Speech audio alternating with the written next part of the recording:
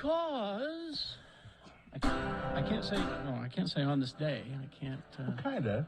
Yeah, you can on this day. Yeah, sure. On this day, sure. Yeah, on this day. In 1964, the Kinks' third single, You Really Got Me, went to #1 on the UK singles charts. Future Led Zeppelin founder and guitarist. You need to save this for the Led Zeppelin fact of the day. Oh, okay. I mean, I'll this day. Stop there. Yeah, on this day it went, but it blends nicely. Yeah. Oh, okay. Blends nicely with your Zeppelin fact of the day because this is September. We'll let you know about that. But just the fact that song went to #1 on this day in what year again? 1964.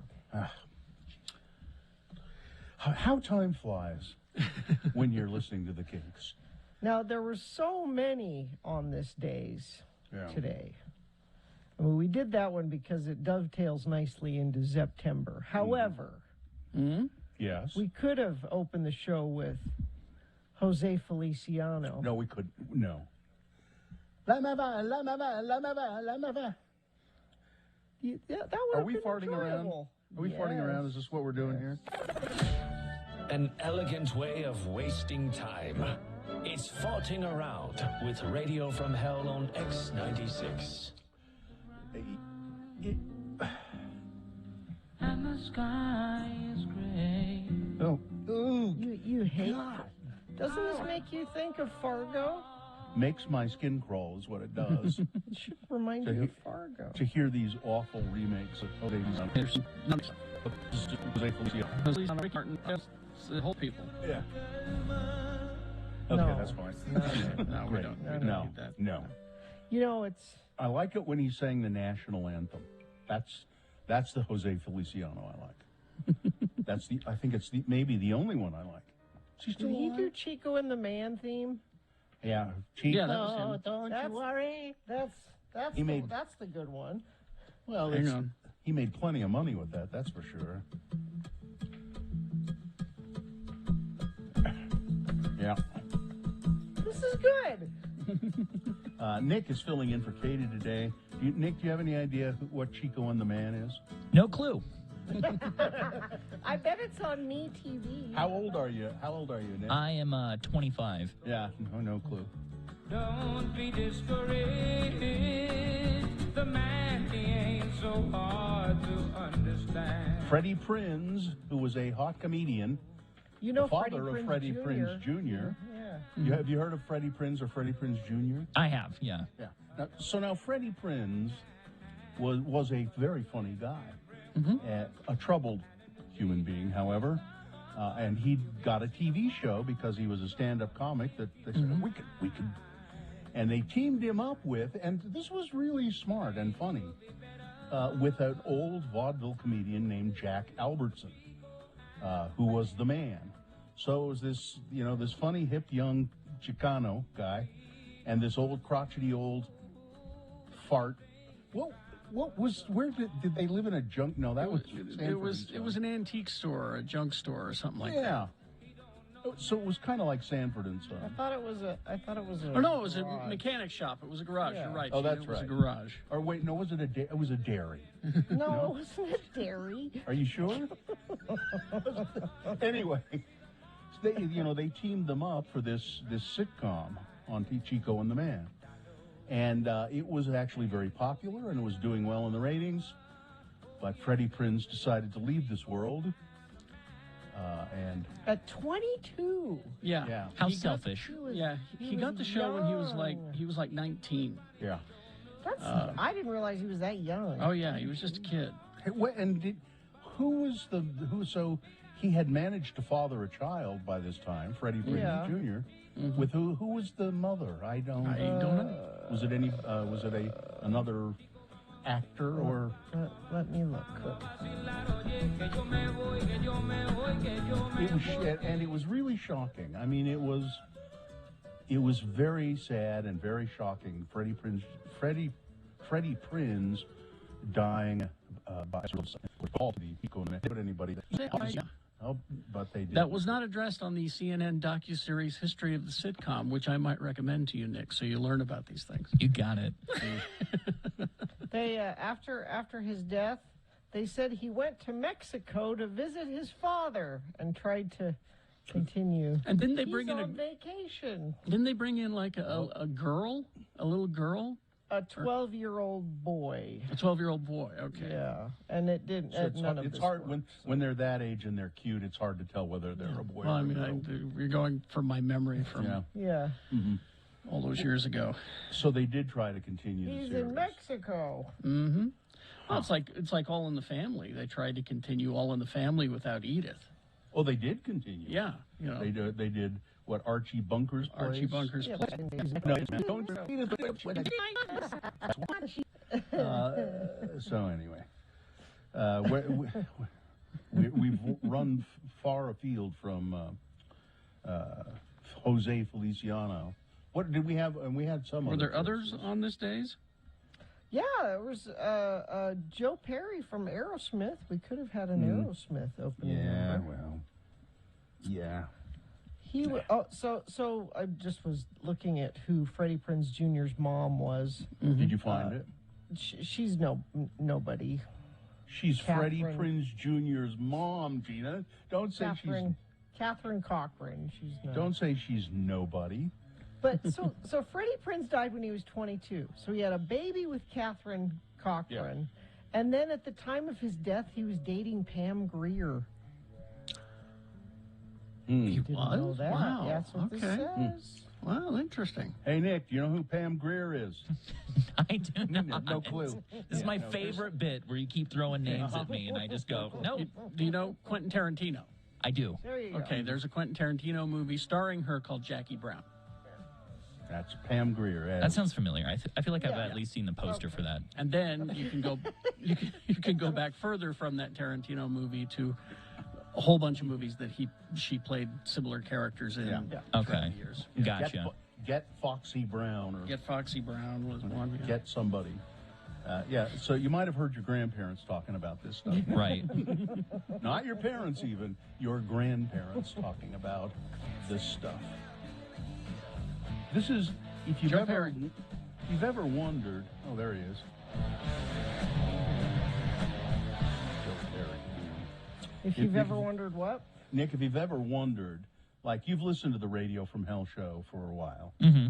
If you've ever wondered, what the hell is up with those guys? What makes them like they are? Every day. That's all I think. So it's this stuff.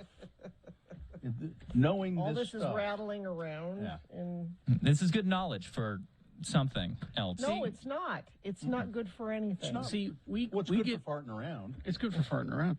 See, we get paid to talk about stuff, and we've been talking about stuff for a very long time. Nice. Some might say too long a time, Carrie. there are many who would say that. Yes. Well, now I can show up to my computer sci classes and look to the students on my left and be like, you know who Pam Grier is? One of them will go yes. No, they won't. No, they won't. Not one. I guarantee that one of them. How many in the class? How many in the Oh, class? there's 10, 15. No. Okay, no, at least one. I'm the think only you one would- talking in the class, too, so that's not happening. I think you would have to ask 100 Salt Lake City residents on the street, and you might get one person No, who wins. even then, no. I think I 100 disagree. you might. I disagree. But these are things that are unprovable, you know, so we should just not talk about them. Because I think there are people that would know Pam Grier if they saw her. Oh, her! But should just saying her name. Really? Right. Yeah. I can't picture Pam. We're talking about her. I can. If you held up a picture, Carrie's picturing her right now. yeah, but if you held up a picture to me and said, "Do you know who this is?" It was Pam, and I'd go, "I like the way she looks, but I don't." You go, "It's Pam Grier," and I go, "Oh yeah, of course." Oh, yeah. Anyway, Chico and the man.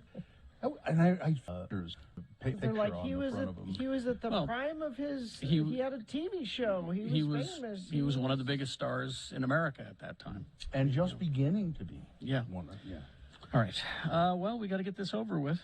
All right, well, let's take a break here, and then we'll come back and officially begin the Radio from Hell program with perhaps a little more contemporary, probably not, information for you.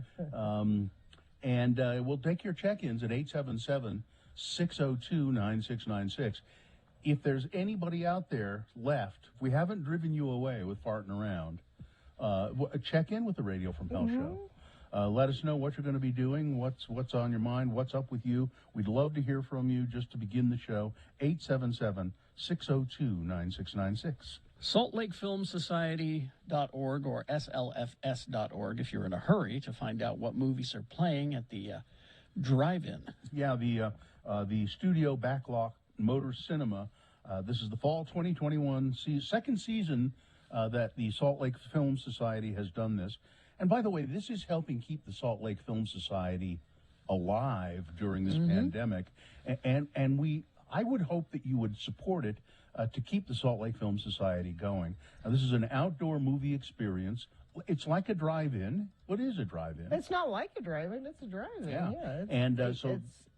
It's a I saw a post from our friend Amy Donaldson who likes to take her dogs to the drive. You can't take your dog to the movie theater. You can take your dog to the drive-in. So there's a movie tonight. There's a movie tomorrow. Tonight it's Booksmart. Then tomorrow it's This Is the End. Please go to slfs.org. Get your tickets. These sell out, so do it today. slfs.org.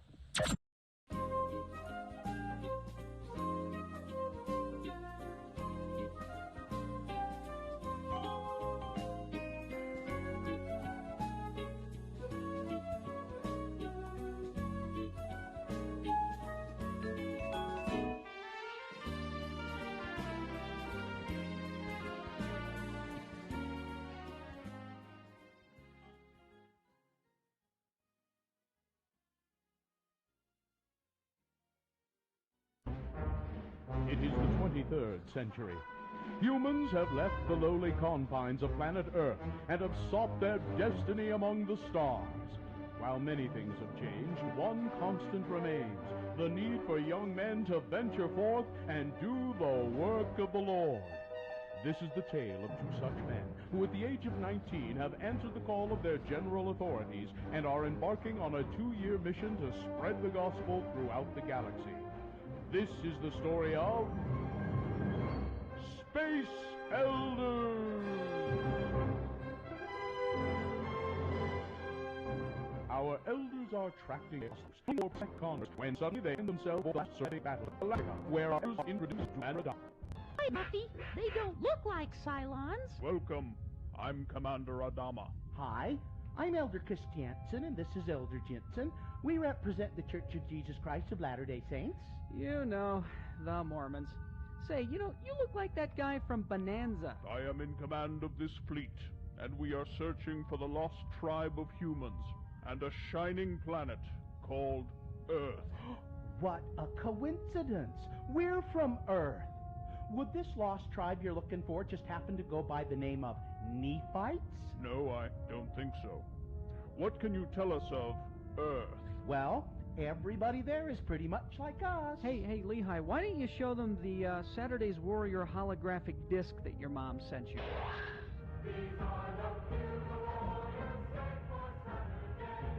Look, Muffy. They have more teeth than you do. And you say this pretty well represents Earth? Well, yeah, I guess so. Colonel Ty, turn the fleet around and set course for Cylon. Father, you can't be serious. Son, if we have to choose between genocide and a life with those Saturday's Warrior people, I'll take my chances with the Cylons. So, I guess this means that you won't be joining our church then. Apollo, Starbuck, show these two to a launch bay, and make sure they take that holodisc with them. Oh, Felger Carb. Elder Jensen, what's your language? Fleeing the Lex Diazovedo tyranny, the last battlestar, Galactica, sets off for a shining planet called Cylon. Join us next time to hear Elder Jensen say... Hey, do you think that kid knows that his dog is really just a monkey in an orange dog suit? On the next brain-numbing episode of Space Elders!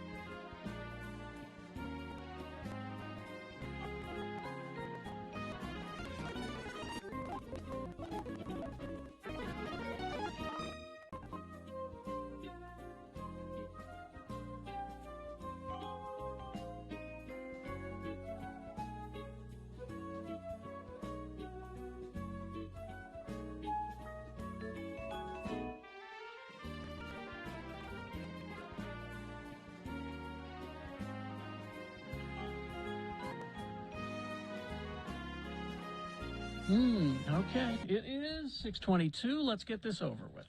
Okay. We'll get it over with. And then we'll go to your check-ins at 877-602-9696. You know, somebody commented on our text line, 33986, that, farting around is much more entertaining than check-ins. Well, if you think that's the case, why don't you help out? Why don't you help out by checking in? Do your part. Let's see if you, Mr. or Ms. Critic, can make it any better by checking in. It's easy to stand on the sidelines and, My point exactly, I Terry. mean, the entire internet is based on that. So. Absolutely, yes. Yes, it is. 877-602-9696 to check in. But now, here we go with the official beginning of the Radio from Hell show.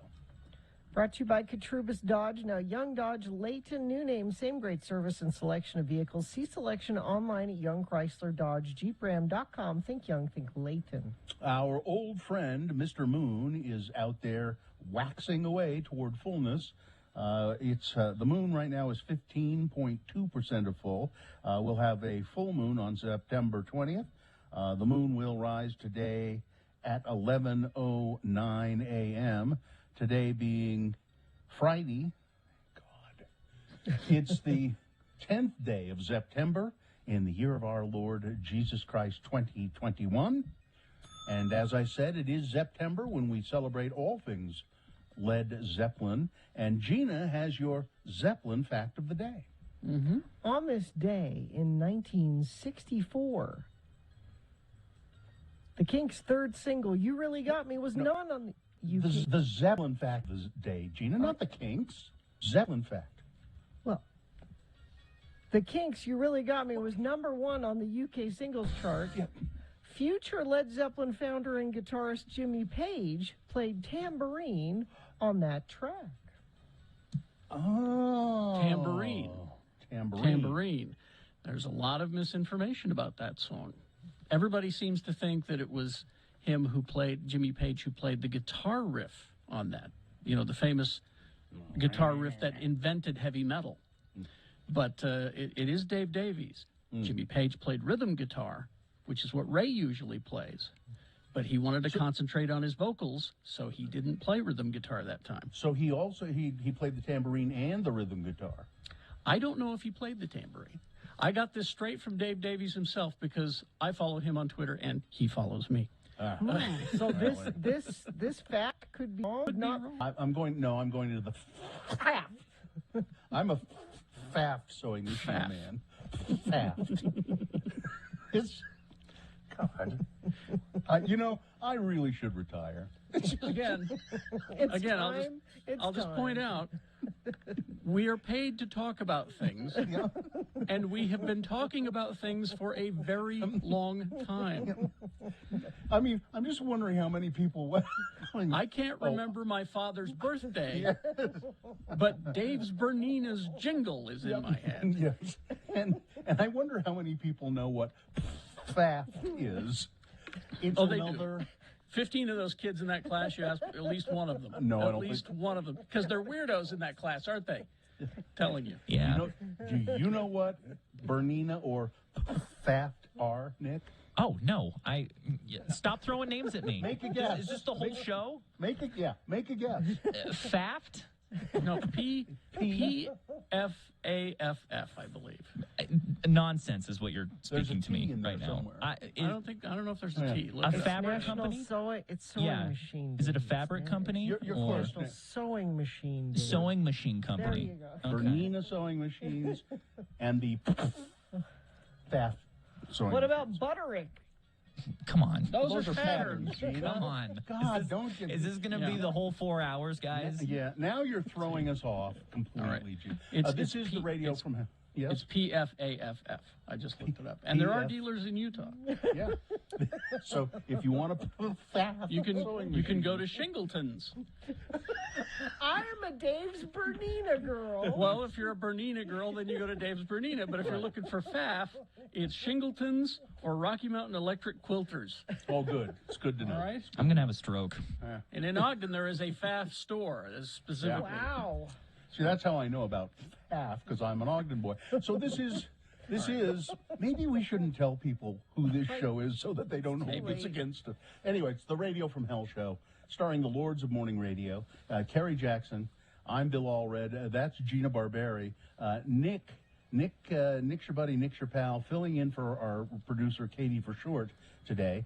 And we, of course, have Miriam and Cameron Diaz helping out with the program as well. And now, if we have any time left at all, we'll try your check-ins at 877-602-9696. Let's begin with Braden. Hi, Braden. Hey, Braden. Hey, happy Friday, everyone. Any idea what I should spend my paycheck on? Well, sewing machine. An American singer machine, all right? An American singer sewing machine. Sewing machines. That's how. You want to give us a range of how much money we're talking about there, Braden? Braden? He can't hear us. He can't hear us. You need to press a button on the phone pot. It's the one that says fly plane. Braden? There we go. Braden can hear us. Yeah, now I can hear y'all. There we go. How much money are we talking? Just give us a range. 500 bones. Go to the liquor store. Sewing machine for Yeah, you go to the liquor store. Sewing machine. You can get a cheap American singer sewing machine. I could. I'm not very good at sewing to begin with, so I don't see. It's time to learn. Time to learn. How are you going to make clothes in the end times if you don't have a sewing machine? Well, who says I'll need clothes? Oh, there you go. Your end times is a little more Planet of the Apes than the ones that we're preparing for, which is Mad Max Fury Road. Yeah, you'll just need a needle and a thread. Mad Max Fury Road, it didn't seem like they had much clothing either, at least not everyone. Not everyone. They had clothing. Anyway. Yeah. All right, well, thanks for tuning in with us. Have a good you're weekend, welcome. Brady. You guys have a great weekend. Sure, All right. you too. Thanks. Let's go to Andy. Hello. Andy. Well, hi, guys. Hi. Well, hi, Andy. I'm the one that sent in that text. Yeah, that farting around is much better than check-ins. Well, so liven this up. I believe the word I used was immeasurably. Immeasurably. It is immeasurably. It's right there. Yeah. And I'll defend that. Okay. Go ahead. We listeners are not professional DJs, and we suck. And we have all been driving in our cars listening to other people calling in going, "Oh, shut up, get to it, speak faster, answer their questions quicker." Now, hang on. This Andy, this flippant answer completely puts to rest an entire flippant. I will say flippant. Well, you used immeasurably, so I can use words that don't mean anything either. We're just going hyperbolic. Yeah, sure. Why not? You've completely laid waste to an entire industry that is talk radio. You see, where people call in and talk. So, and that's the most popular radio out there. Although, Carrie, I would point out in whoever this is defense, Andy, they screen their calls and try to get some interesting people lined up. That's true. We don't do that. We don't do that. Big difference. Yeah, that's the big difference. And by the way, somebody has texted in telling us that the Pfaff sewing machine store in Ogden is right next to the marijuana dispensary. There you go. Perfect. That's true, but you should not sew while high. That's no. You will get a needle through your finger. Thank you, Andy. Andy, thanks a lot. Andy. See ya. All right, Sam, we don't have time. I'm terribly sorry. We got traffic now. Go ahead. Well, we could have talked to Sam because there's no traffic going on. Things are looking smooth this morning. If you see something, though, you can text it to us, 33986. Be prepared for your day. Watch 2 News this morning on KUTV2 from 4:30 to 7 a.m. Even without Sam, we're late. Full strength, big boy news and opinioendo coming up after these X96.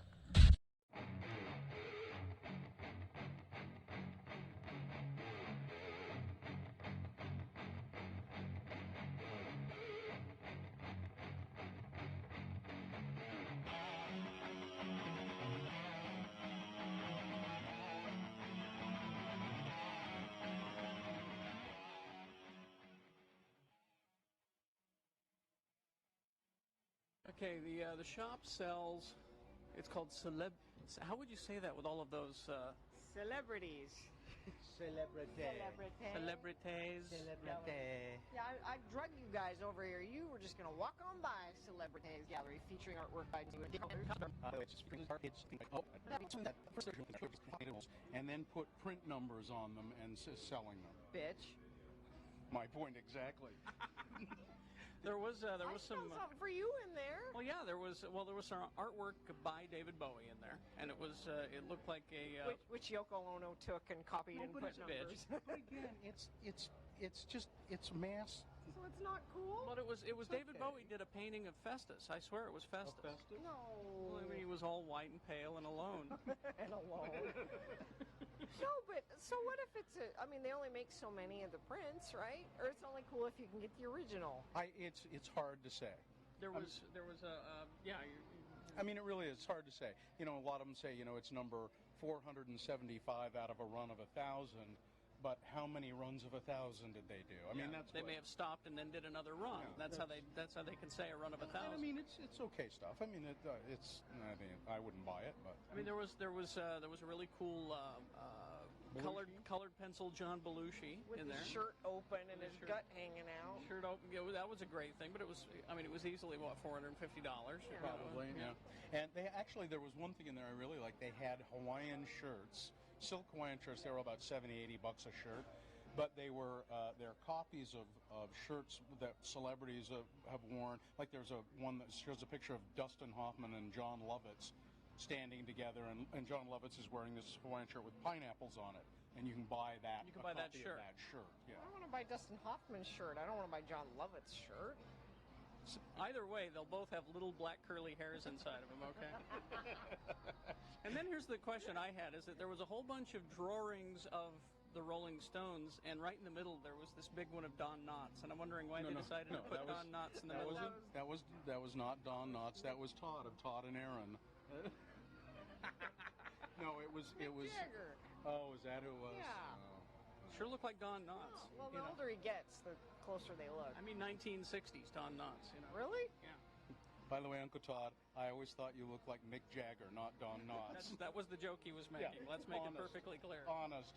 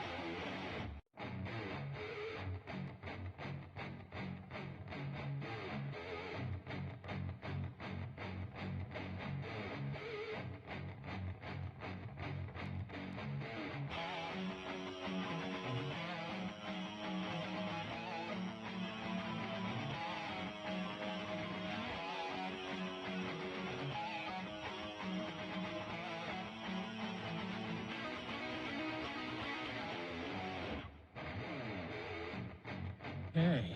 Full strength big boy news and opinioendo now. Brought to you by Katurbis Dodge is now Young Dodge Layton. New name, same great service and selection of vehicles.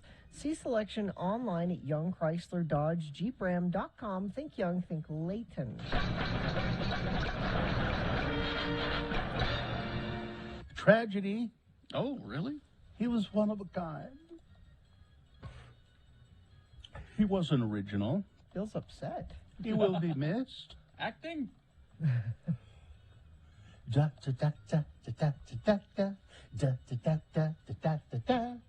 is going to be more stuff that Nick doesn't know. Do you know, Gina, who that is? No. Art Metrano. I still don't know. Art Metrano, stand-up Nick, comedian. this is where you say, Art Metrano! Metrano! Art Metrano, stand-up comedian with a mock magic act, who was the butt of jokes as the pompous cop boss, Ernie Mauser, in the second and third Police Academy films, has died. He was 84. He died Wednesday of natural causes at his home in Aventura, Florida. His son, Harry, told The Hollywood Reporter. Art Metrano also played Rico Mastorelli, who managed nephew Chachi's rock band on Joni Loves Chachi. Oh, so he had to work with that turd Scott Baio. Yeah. But Art Metrano was funny when he did his stand-up, and his signature bit was he was a magician, and he would make his fingers disappear. Carrie's going to demonstrate now. You probably can do it better. I can't do the finger disappear thing. I remember he would do the interlocking rings, though. He would take his fingers and make them into rings, and then go da da da da da da da da da da da da da. Connect them, you know. Yeah. You know. It's amazing. And it was damn funny, and he figured out variations on that, and all the while he'd be going da da da da da da da da. But when he did the trick, then he'd go loud with the da da da da da da.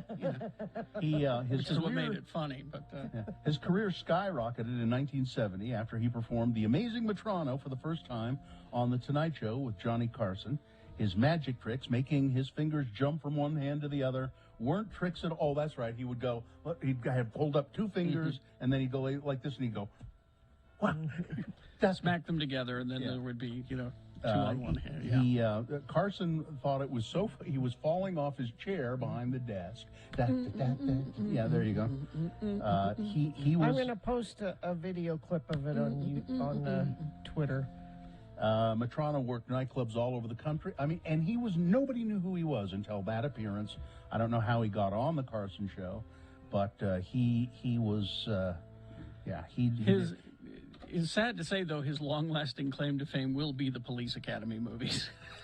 He did well with those, and he did a lot. I remember seeing him on an old episode of Magnum P.I., I think it was, where he was playing a serious part, and he was really good.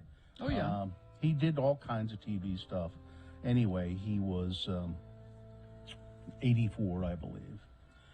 Art Metrano. And in other celebrity news, does it start today or tomorrow, sometime soon? Real Housewives of Salt Lake City. Next week. Yeah, and we're going to have the recap with Victoria, reminding us what happened last season. We do know that, of course, Jen Shaw, one of the Real Housewives of Salt Lake, is in legal trouble, big legal trouble, serious legal trouble. She's the wife of Sharif Shah, assistant football coach at the University of Utah. She is in serious legal trouble, and that's going to figure apparently very heavily, and we'll talk to Victoria about this. It's going to figure very heavily in this season 2 of Real Housewives of Salt Lake. And I'm sure Andy Cohen, the guy who created this whole franchise of the Real Housewives and essentially saved Bravo TV doing it. Yeah, could be. I'm sure when she got into this legal trouble, Andy Cohen went, "Oh, that's too bad." Yippee! Oh, I'm so unfortunate. Excellent. Joe Biden gave a speech yesterday imposing stringent new vaccine rules on federal workers, large employers, and healthcare staff in a sweeping attempt to contain the latest surge of COVID-19. I don't know how large the employer has to be. Is it over 200 pounds or 300 pounds? I was making a joke there. Sorry. The new requirements could apply to as many as 100 million Americans, close to two-thirds of the American workforce, and amount to Biden's strongest push yet to require vaccines for much of the country. He can't quite go all the way and say, that's it. If you don't get a vaccine, federal agents will come and arrest you. But this is about as close as that. He's taken every single thing that the federal government has controlled over and said, we will, if you're a business that's not following this, you will be fined. Here are his words exactly. We've been patient, but our patience is wearing thin.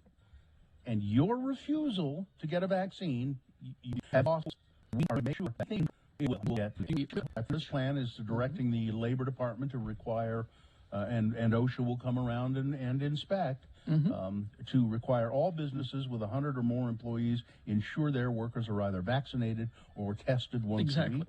Now, that's the thing, is you keep hearing the term forced vaccination. No. It's tests or vaccination. So you don't have to take the vaccine. You can take the test. So it's not forced vaccination. So postal workers fall under that rule. All government employees, of course, follow under that rule. 300,000 educators in federal Head Start programs will have to be vaccinated. And so, yeah. So well, he was hoping that the private industry would step up and do it quicker, and they just weren't. Well, or that people would do the right thing, personal responsibility. There was that, too. So how did the Republicans react to Joe Biden's speech? Well, he's a dictator. Well, yeah. They responded with a lot of born yesterday commentary. Here's Senator Mike Lee commenting on Joe Biden doing this. Quote, from ignoring property rights to... he's talking about these are things that Biden has done. Oh, okay. He's making a list. Yeah. From ignoring property rights to shirking his duty down at the border, and now coercing private citizens to undergo a medical procedure, Joe Biden has shown a wanton disregard for the U.S. Constitution. As a would-be autocrat, Biden endangers the very fibers of this great nation. Freedom and agency are the hallmarks, throws that word agency in there for, you certain listeners, are the hallmarks of the American experiment, Lee tweeted. Republican Attorney General Sean Reyes said his office is already reviewing the regulations and will fight any unconstitutional limitation of individual liberties and privacies. No, it goes back to old precedent already, Sean, so you might as well not even waste our taxpayer dollars. You're going to lose this. Is it my freedom to drink and drive? Is it my freedom to smoke inside? Yes, it is. Is it? Yes, I can do those things. Yeah, we should. Let's go back to the good old days when Carrie and I were in the studio doing our radio show, and I smoked. And I smoked in the studio with non-smoker Jackson, and he never said a thing about it to me because he's an American. Utah reported 2,165 new COVID-19 cases, along with 10 additional deaths. Among the new cases, school-aged children accounted for 544 of those deaths, including 200. Yes? But Mike Lee, let's not take decisive action on this. As the numbers go up, let's not do anything about it and hope people do the right thing. 231 cases were in children ages 5 to 10, 152 children ages 11 to 13, 161 cases in children 14 to 18. But that's terrible. But Chick-fil-A is having to close down stores. Why? Because of worker shortages. So your beloved Chick-fil-A, they're having to close. But I thought that due to Biden's irresponsibility at the border that they were coming here to take all the jobs one way or the other. I don't.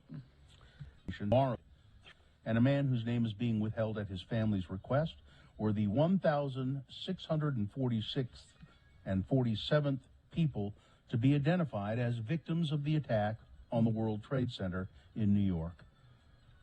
They were identified through DNA analysis of previously unidentified remains recovered from the World Trade Center. The attack there claimed 2,763 lives. More than 220 other people were killed in Washington, D.C.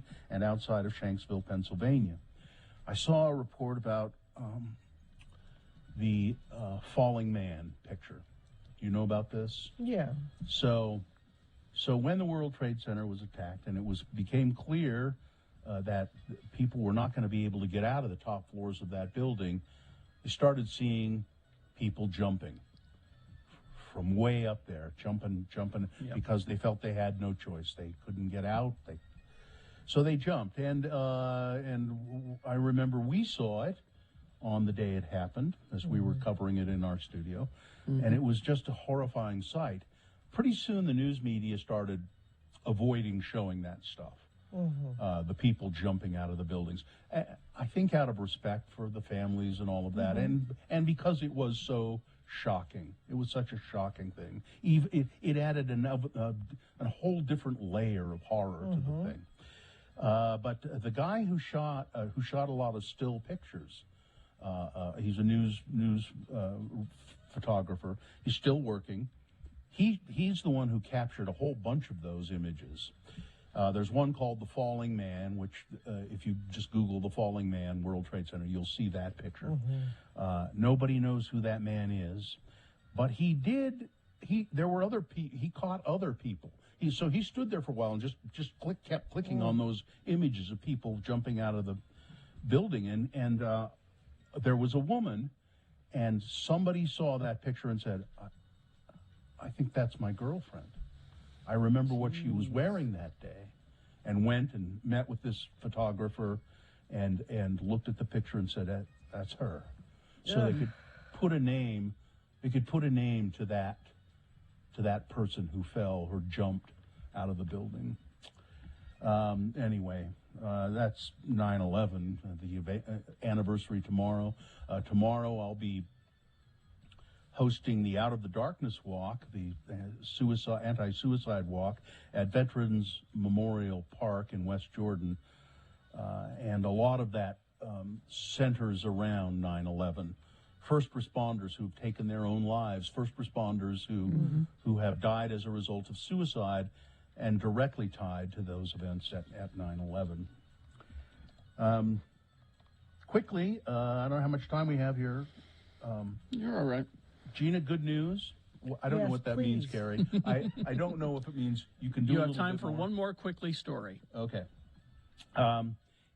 Impossible Burgers, the Impossible Meat Company. They have. But go ahead. Well, the Impossible Meat Substitute. Well, listen, they now have, and I'll tell you why in just a second. Okay. They now have chicken nuggets. New vegan chicken has arrived, and they do Impossible chicken nuggets. Just say they're vegan nuggets. Why is the chicken in Gina, there? listen to this. Studies have shown that consuming more healthy plant-based foods may lower both the risk of contracting COVID-19 and the possibility of severe symptoms upon infection. So replace one of those burgers that you eat a week, of the dozen you eat, replace just one Impossible Burger, please. Please, just one Impossible Burger. How many burgers do you eat a week, Gina? I don't have to answer that question. It's more than a dozen? Well, okay. Okay. Well, I just take issue with calling them chicken nuggets and meat. A just study call them what they suggests are. consuming, what are they? They're not calling them chicken. They're saying they're Impossible Nuggets. That's what they call them. You said chicken. Yes. They're vegan chicken. They're not vegan chicken. There's no such thing as vegan chicken. Yes, there is. They invented it. Whatever you do, don't Google Impossible Nuggets, though. It's just nothing you want to see. All right, sports weather traffic. With BYU and Utah set to face off tomorrow on the gridiron. That's where you play football, on the gridiron. I'm predicting that BYU is going to win. Because I think that assistant coach Shaw is going to be, he's not going to have his head in the game, and that's true. Yeah, that's true. Fans watching on TV shouldn't expect to hear the game called a familiar nickname. According to ESPN, they've instructed employees to avoid making any reference to the BYU-Utah rivalry game as the Holy War. The network that'll be broadcasting the game sent out a memo to employees on Tuesday giving them the following direction. Quote, with Utah and BYU playing this week on ESPN, the term Holy War is one we should avoid.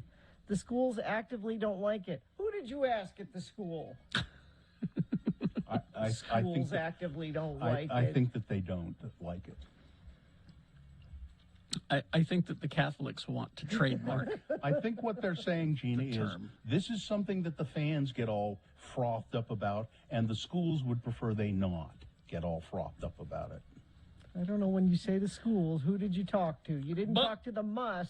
Nobody talked to the Muss. But my freedom's First Amendment there. Okay, Gina, part of the Muss. I will still refer to it as the Holy War because that's what it's always been called, right, Nick? It's not the Deseret Duel. 100%. It's not the Beehive beatdown. You'll support your leaders who insist that you get vaccinated, but you will not support your leaders when they say, don't call it the Holy War, please. It's late tomorrow night. 8:15 is kickoff, so that's the most important sports news of the day. We had professional football last night. Tampa Bay Buccaneers beat the Dallas Cowboys 31-29. Weather, so we could have rain for the game tomorrow. We've got a little bit of smoke still with us. We're hoping that this storm coming in is going to take care of some of that for us.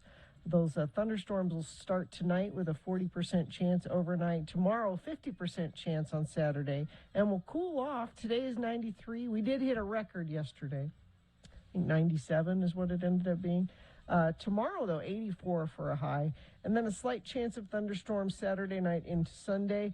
And again on Sunday night. And we'll be back down into the low to mid 80s for the starting of next week. Traffic, let me refresh this, see if there's anything going on you need to know about. Crash southbound Redwood Road. I wanted to text, but you are welcome to. Just make sure it's safe for you to text and let us know what you're seeing out there. 33986. The Honda Summer Sales Event brings great deals for your Utah Honda dealers. See all the specials at utahhondadealers.com. All right, we will take a break. We will be back with our friend Victoria on the phone. She watches the Real Housewives of Salt Lake so that we don't have to. And it starts on Sunday, I believe. So she's going to give us a recap of season 1, and then we'll go from there. All right, so KXRK Provo.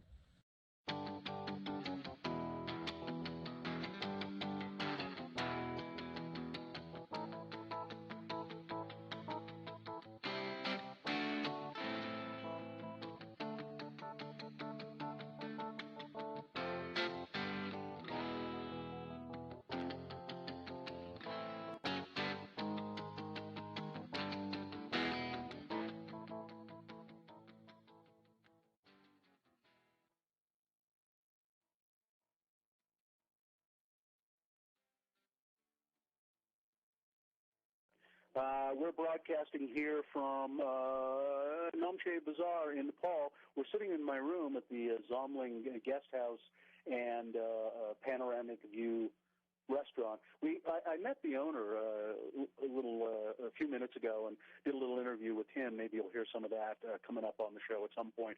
An interesting man. His name is Saddam Sherpa, and he is he's from Tibet. He came here from Tibet. And I was just going to ask Geljan, you don't mind being on the radio for a second, do you, Geljan? I'll come over and sit by you. I heard people asking you today about Sherpa. What is that? Is that a last name, or what is it, or why do they say Sherpa? Yeah, Sherpa means the name of our caste. We have different family name. Like, for example, my name is Geljan Sherpa, and then my family name is Lama. Yeah, so I really want to make it clear the people who are very confusing about the Sherpa people. The people think the Sherpa is like our name of our profession. So it's wrong. So Sherpa means our caste name. It's a caste name. And what does Sherpa mean? You told me that today. Sherpa means in our language that we are Eastern people. We came, Shar means East, Pa means people, and we came from the East part of Tibet. So that's why. Why did you all come here from Tibet? Yeah, there's a quite confusing. Somebody says there's two things. Somebody says maybe that time there was very big influenza disease, and so that people were very scared, and they come over here to the Nepal. And somebody says there was a war. There's like a civil war, and then there's a people that they lose the war, and then they came over here. And but yet we don't know which one is true. And this was hundreds of years ago, right? No, it's approximately 500 years ago. We don't have exact data. Yeah, 500 years ago. And from what I've heard you say about Tibet, I mean, there's a kind of a long.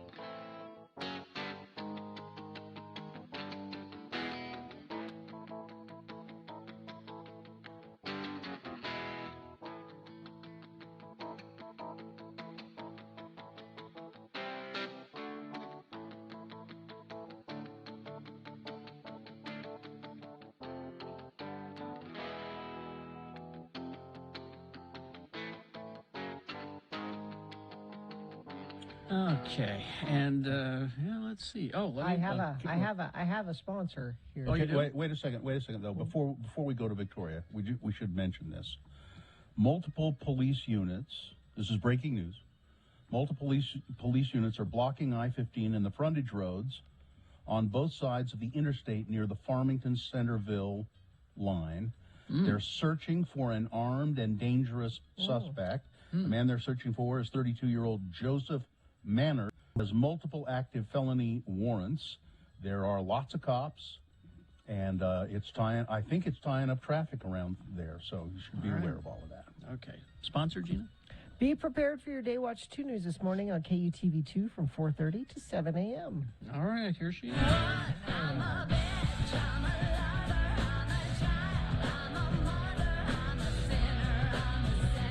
Well, she is our friend in Reno, correct? Is that right? Yes, Reno, the biggest little city in the West. Reno, Nevada. She is an attorney at law, and she is an avid Real Housewives fan. Her name is Victoria, and she's here to kind of bring us up to speed on the Real Housewives of Salt Lake in particular, recap it, and then give us some predictions of what you think is going to go on in this new season coming up, which will, of course... don't you think Andy Cohen is doing a little dance and is so excited that Jen Shaw's is facing felony charges? Oh my gosh, there's so much. No, because there's legal drama on Beverly Hills as well. And so I think he is very, things are going well for the franchises. We are on top. And he knows people are very excited and hungry and thirsty or whatever for this Jen Shaw drama. Very excited. So give us a reminder of what happened on the first season of Real Housewives of Salt Lake, and then where you think it will go this year. Well, I mean, in the typical Housewives fashion, season 1 was yelling, there was crying, there was more yelling, there was crying. The women had sit-downs. So the housewives that we have are Whitney, Jen, Heather, Mary, and Lisa, and Meredith. This season, we're going to get a new housewife to go with this group as well, and her name's Jenny, not Jen. And so last season, you know, we had Heather and Jen had issues. Lisa and Heather had issues about, you know, Heather being a woohoo girl in college, and Heather's like, that you were spreading rumors about me, and the women are ready now for season 2, and I'm looking forward to seeing them getting there, maybe trying to figure out what they are, because I think they struggled. Victoria, why didn't they add another person to it? I thought they are. I'll tell you why. I'll bet. This is my idea.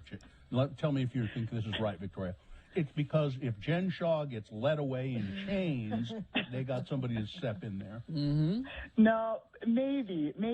You know what? It's what they do. You know, there's not a magic number. New York right now only has 5 housewives, and they're doing okay, not great. But getting us up to 7 is an interesting number. I think they're trying to find the right dynamic.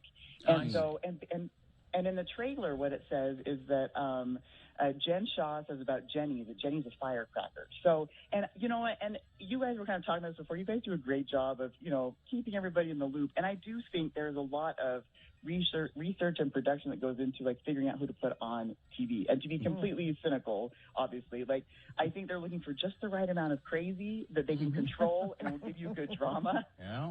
And so it's possible somebody said, hey, listen, we've got the one who's got the right amount of crazy, add her as well. And so, you know, I mean, they struggled last season with Mary, but I think Mary's ready to come. And so I think this Jenny piece could either replace Mary or Jen or both. We'll have to see. Okay. Go ahead. No, you go ahead. I was going to say from the trailer, I wanted to highlight a couple other things from the trailer. So the trailer for season 2 dropped a couple of weeks ago, and so we know this Jen Shaw drama is coming, and so they have a little clip of it. But what's interesting they're hinting at is that maybe a housewife was actually involved in getting the feds to investigate this. Do we have a snitch? Yes. You know what happens to snitches? You know, Stitches. Andy Cohen is in his penthouse in New York going, excellent. You know what happens to snitches? They get plastic surgery. Yeah, to cover up the stitches. Yeah. Exactly. Yes, and then the other thing that's exciting from the clip is there's apparently going to start a rumor or accusation that Mary may be a cult leader. So we know she's the leader of this church, yes, but now they're actually throwing the word cult in there, and so I don't think that's going to go well either. I love it. That's now, you see, the trailer. Go ahead. You see, this is the thing. Victoria makes this show sound like fun to watch because she's so good. Victoria is so good. But I just know that if I right up. But I know if I tuned in, I'd be hating myself in 10 minutes. Victoria, I think that's part of watching Bravo. Go ahead. I'm wondering if from the trailer you can see any local Utah restaurants or landmarks that are going to be featured in it. Gina, you know me so well, and I know what we really care about. I couldn't tell. No, I see that they go play tennis, and so it doesn't look like it's at the college. I'm wondering if that's out in Cottonwood. I'm curious. But no, I can't see anything yet because they are going to take some trips. And so, no, that's going to be my number one thing on the radar. I have hopes. I'm really hoping for a Taqueria 27 because they have to go there, I think. But no, I can't tell yet. And that's what I'm curious to see too about COVID, like where they're going to go, because I think really that would help. Where are they going to eat, and that can help some of the local businesses. So no hints from that yet from the trailer, but I was looking for that, Gina. Okay. How many episodes typically are there of Real Housewives? How many episodes will there be of this second season? That's I was totally wondering that. So typically, like a strong, solid franchise has 20-something episodes. But COVID has thrown that off. Yeah. So right now, the last year, the different franchises have been trending, I would say, like in the high teens, like 15 to like 19. And so I'm wondering that too, how many episodes they're going to give us. Salt Lake, among the fan base, people love Salt Lake. They loved the first season. They've been clamoring for the second season. And so I'm hoping that they're going to deliver and bring us a lot of episodes. But I'm hoping for 20. So I'm going to throw that out there. I'm hoping for 20 episodes. This is fans that don't live in the Salt Lake area or Utah, because you couldn't survive on that. These are people from all over the country. Drew Barrymore loves it. She's into it. There's a bunch of celebrities that are into it. These shows are immensely popular, and I can't figure out why, but there you go. Well, and Victoria seems like you seem like a really intelligent lawyer but you like this. I play one on TV, so I do a good job of putting it out there. I do. I really enjoy it. And so actually to that, I wanted to let you know. So per this segment, we've been inspired. My husband and I are going to start a podcast because he's a lawyer as well, and this is one of our major pastimes. And so you can listen to us. So the podcast is called Couples Who Bravo Together. Oh, cute. Yeah, there you go. That's cute. And right now it's on Spotify, so just the trailer right now. But then we'll start dropping episodes each week, and you can hear us do our thing when we talk about Bravo. Oh, good. All right, Victoria. Now let me ask you before you go. You're from Utah, or spent a good deal of time here. I don't know if you got your law training here. Did you? No. So I grew up in the lesser of the Jordans. So I grew up in West Jordan, and I'm a Ute. I got my bachelor's there. My husband got his law degree at the University of Utah. I got my law degree in Wisconsin. Okay. Well, I'm only asking that because I want your prediction for the game tomorrow, BYU versus Utah. What do you think? Of course, Utah. Of course. I'm with the must. Also, what is this?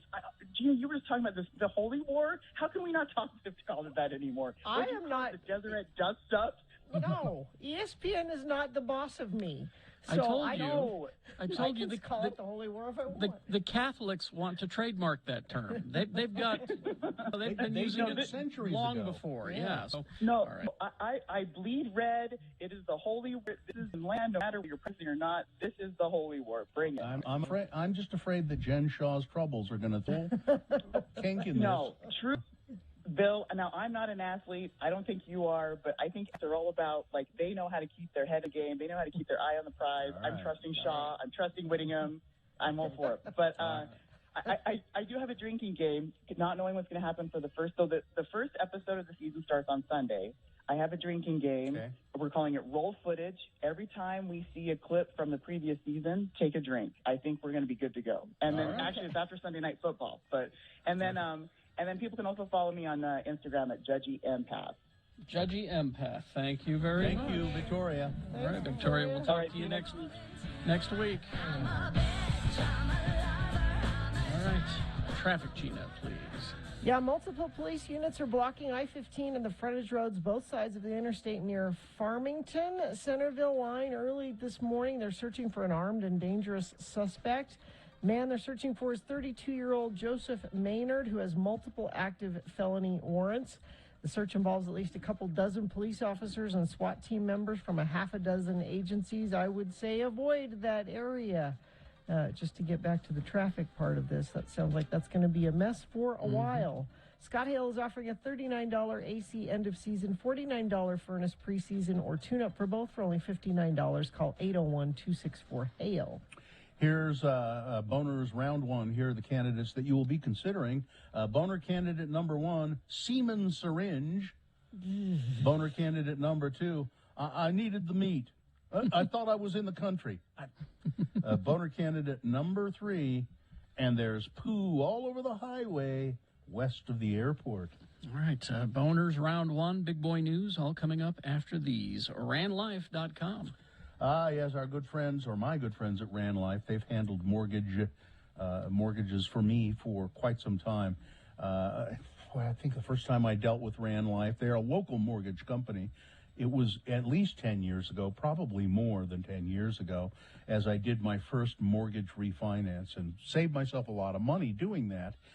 Ran Life, if you want to take a real estate journey worth celebrating, that's who you should call. Everybody loves to shop except when it comes to buying a home, and the process can be rushed and complicated and heart-wrenching and confusing. You just don't know what's going on. So Ran Life will take all of that complicated stuff and streamline it.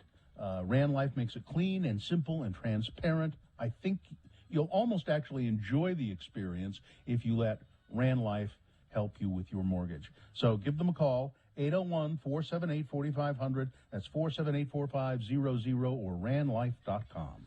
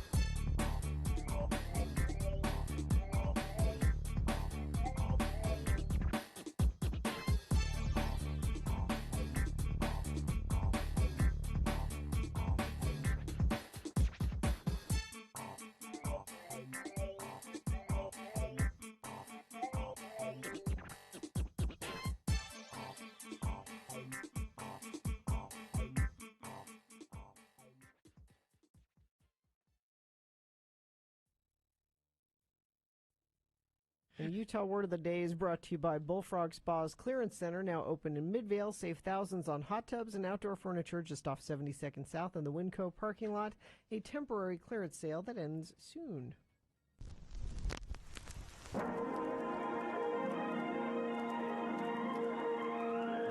It's often said that people of Utah speak a language all their own. It's a language that's often confusing and even incomprehensible to newcomers here in the Beehive State. So, Radio from Hell presents a handy guide to help everyone understand how the natives speak. It's the Utah Word of the Day, and today's word is... Jewelry. Jewelry.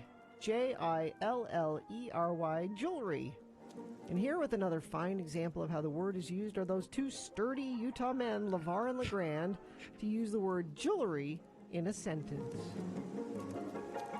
You're looking pretty sturdy today, LeGrand. I'm not feeling really sturdy today, LeVar. You know, a little Metamucil will take care of that. That's right. Hey there, LeGrand. Yeah. He said? Yeah. Huh? I hope this isn't a personal question. Well, But what did you get your wife for Mother's Day, if you don't mind? well, not at all, LeVar. I got her some fancy jewelry.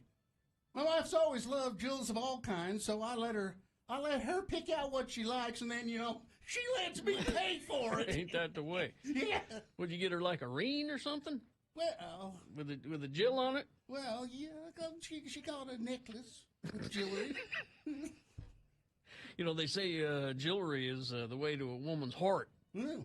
Who's your jiller? Who do you go to? Well, I mostly just go to this one place.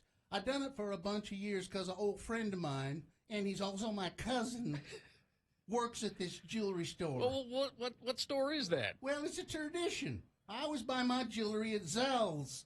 Zell's, huh? Yeah. I didn't even know they were still around. No, Zell's is good, and my cousin's buddy is working there for many years now, and they have a big Mother's Day sale down to the Zell's. A what? A big Mother's Day sale. Oh, Mother's Day sale at Zell's. Down to Zell's. Oh, so you get a good price then at Zell's. Never fails. Join us again some other time as we examine how the Utah natives speak with the Utah Word of the Day. Not Snuffy and Guffy. No, nope.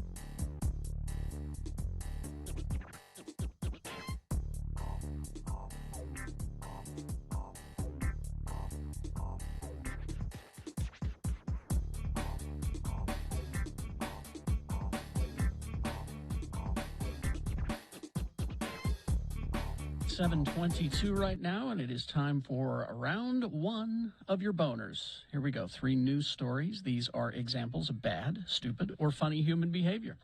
You will decide with your vote of these 3 candidates which one is the worst, which one deserves to go forward to Boner Fight and possibly become Boner of the Day. Winning here does not make it Boner of the Day. It secures it a spot in Boner Dome. Round 2 comes up at 8:20. We do this again with 3 more candidates. We get another winner there. We take both winners and we throw them into Boner Dome at 9:20 this morning is when you will vote for Boner of the Day. That's when Boner Fight happens. Right now, we need to send one of these 3 candidates forward to battle. 2 candidates now, a third after the news. Once you've heard all 3, you'll vote. One of you lucky random Boner voters will receive tickets to see Dropkick Murphys and Rancid Saturday, October 2nd at the U of U Health Plaza at Rio Tinto Stadium. You can find out more about this concert by going to x96.com. Here's Boner candidate number 1, Semen Syringe.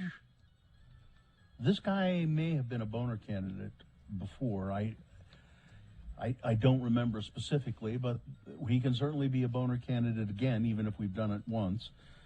53-year-old fiend, it says here, who jabbed a woman in the butt with a semen-filled syringe, has been since a decade in state prison.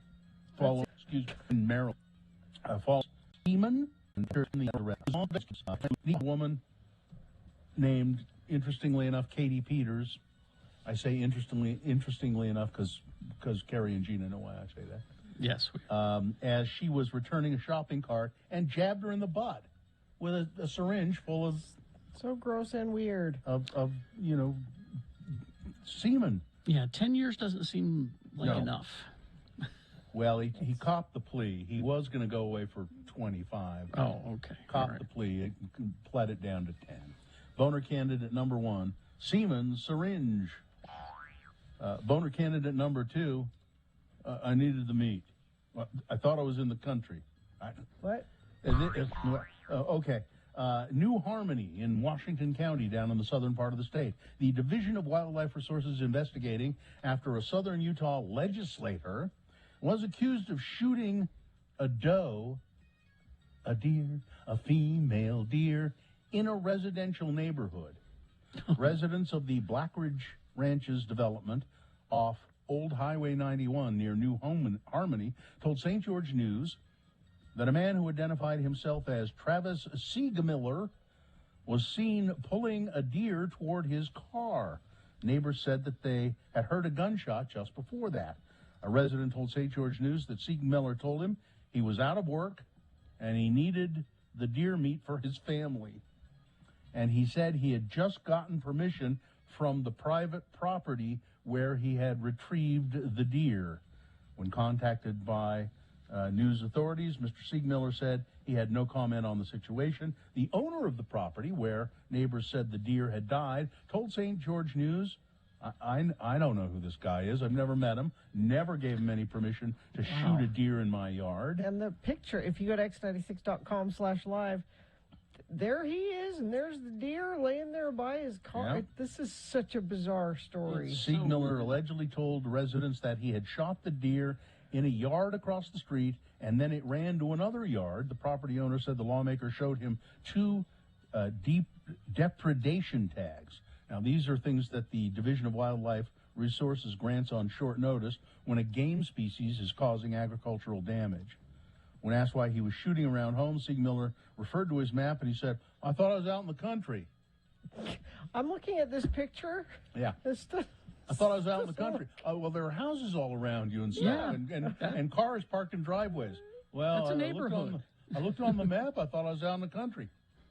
Yeah. And so you can't tell from this picture, if you just Google him and his official politician photo, he's got the crazy eyes. Oh, he does? Okay. Oh, yeah. This isn't the first time he's been accused, by the way, of illegal hunting practices. He was charged but ultimately found not guilty after obtaining of obtaining a permit by fraud in another case a few years ago, 2015. So there you go. Boner candidate number 2. I needed the meat. Well, I thought I was in the country. I don't know. Coming up in a moment, Boner candidate number 3. And there's poo all over the highway west of the airport. Boner candidate number 3 for round 1 coming up after this. Big Boy News and Opinioendo, brought to you by Moochie's would like to thank their loyal customers for supporting their locally owned and operated business. Moochie's has been voted Best of Utah for over 17 years. Dine-in, delivery, and pickup available. Kelly Clarkson has been acclaimed for many things. After winning the very first season of American Idol, She stole that from Justin. she threw that boy a bone by doing that dumb movie with him. Okay. Mm-hmm. She had an award-winning musical career, and now she's going to become the heir to the Ellen DeGeneres daytime talk show throne. Last spring, Kelly Clarkson drew an average daily audience of about 1.3 million viewers. She has her own talk show, frequently putting it ahead of the Ellen DeGeneres show and the Rachel Ray show, and she runs behind Dr. Pill, but that's Dr. Pill, and also live with Kelly and Ryan. But Clarkson's program, which is a blend of celebrity interviews, games, and slice of life segments, will probably do very well now that Ellen is going and leaving TV. It says her reliable candor is part of the reason she got the show. And she is a very good singer. Do I have reliable candor? Let me ask you this, Gina. Do you know what reliable candor means? No, I didn't think so. No. Looked like, Nick, you wanted to say something? Oh, So we'll talk more about it here in a bit, but me and my now wife did our honeymoon this last week. And wife. Yeah. We went to Cancun, and the only English channel had Kelly Clarkson's show on it, so I watched it. It's rough. Now, why did you say that? Because I've seen little bits of it, and I think, well, she seems really. It's the perfect lighthearted thing, I guess, to take over Ellen, but it's a slog to get through. But like Ellen always came across to me as kind of a cynical. I mean, she tried to be warm and friendly, but she was putting it on. I feel like Kelly Clarkson's too friendly. Like all they do is just compliment each other on the show. There's no conflict at all. You're my favorite. No, you're my favorite. That's it. That's the show. Nick, this is the point in your life when you need to start realizing that some things are not meant for you. Mm-hmm. See? I guess when it's the only channel to watch, it's hard not to feel that way. But this new time slot will do her well. She'll have huge numbers, but it's not for you. You know what Nick is saying is the only channel where they weren't speaking Mexican. That's what he was.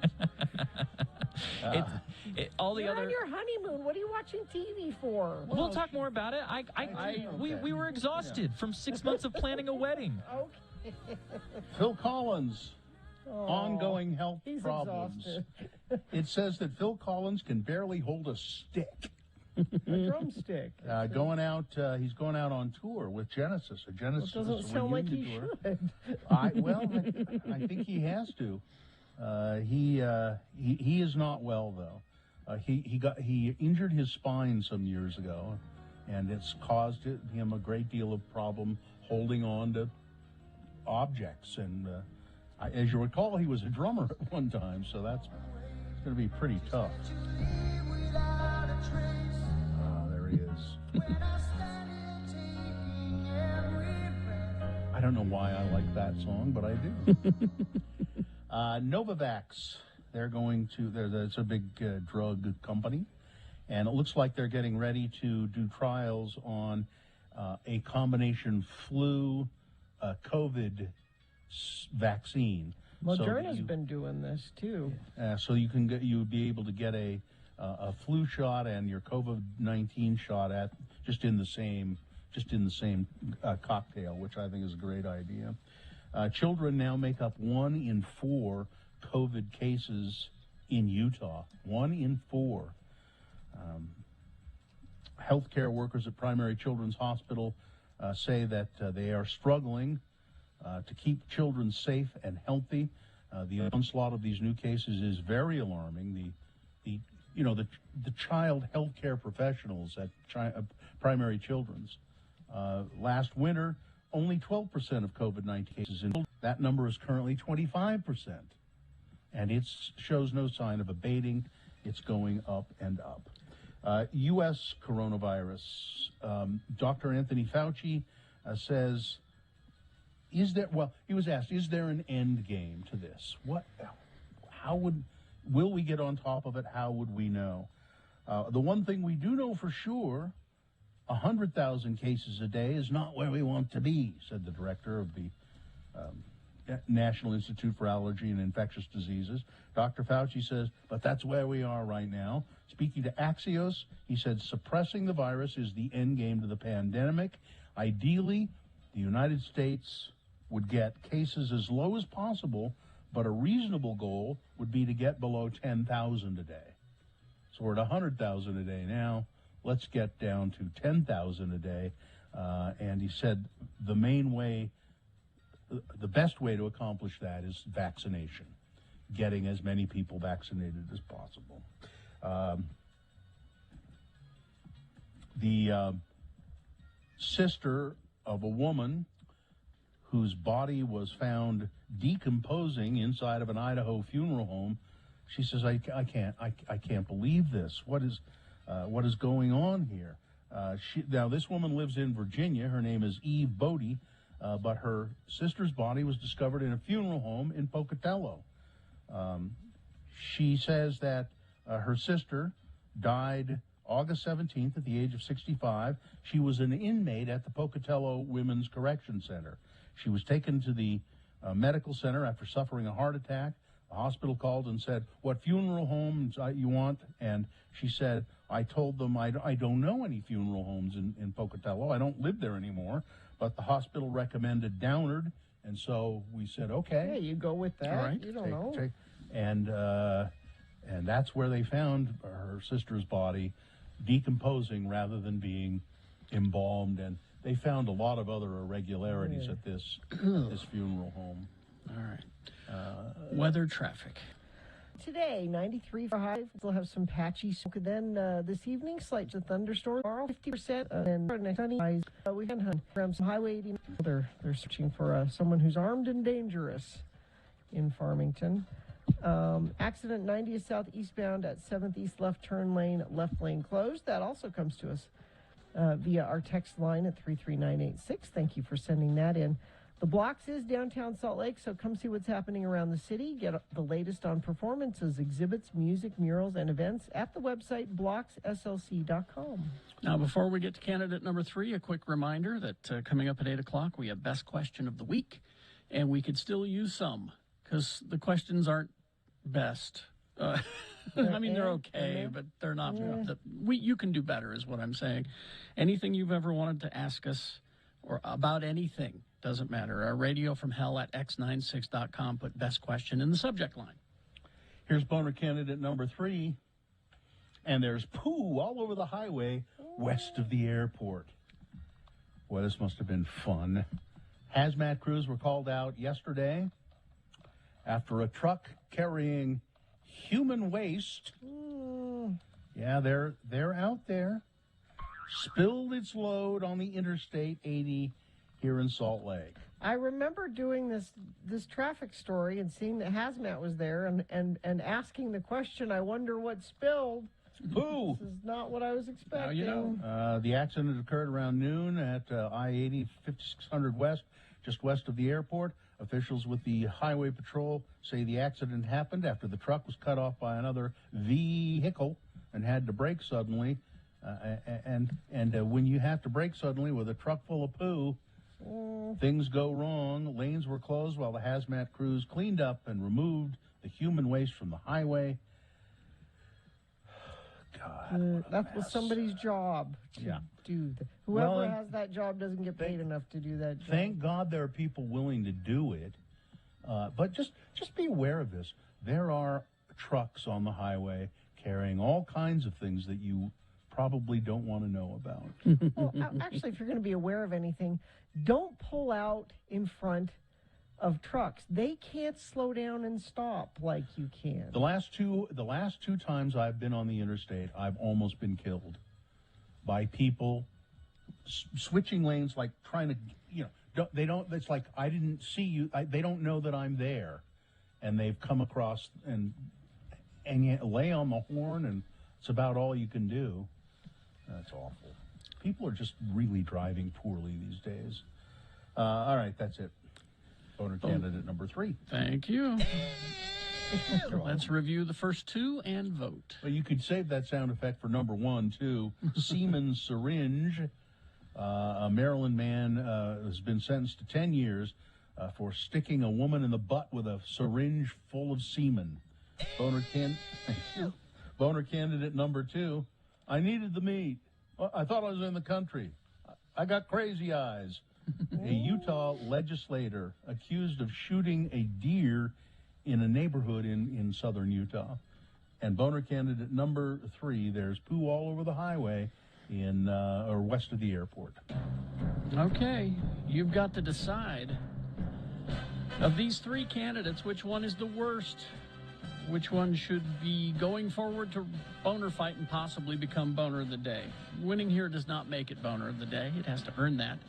It earns it by defeating the winner of round 2's voting. Yeah, we do this again at 8:20 with 3 more candidates. We get another winner there. We'll take both winners, one from each round, put them against each other at 9:20. That's when boner fight happens. You'll decide boner of the day with your vote at that time. And then Dave the Flower Guy will come in and tell us who boner of the week is. So right now, pick your champion from this, round 1. Send one of them forward. 1, 2, or 3. Remember your candidate number, the one that you think should win. Put that single digit in the message of a text and then text it to 33986. Or you can call 877-602-9696. I think Miriam will take your vote in the producer's booth. And you can just use your voice. Or go online, x96.com. Look for the box that says boner voting. September 10, 2021, and vote there. And if you don't see that box, refresh your browser. It'll appear. You can vote. Okay, let's go. You have until the end of these messages. This is round 1.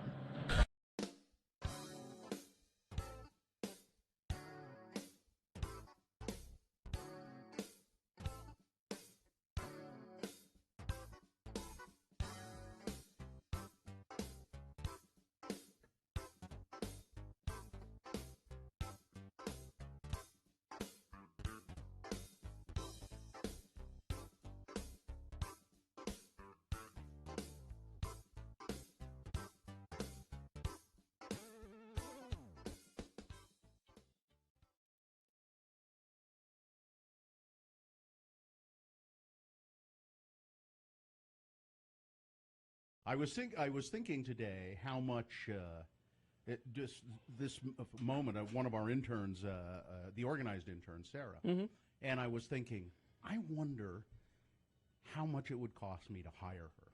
For what? As my personal assistant. Here we go.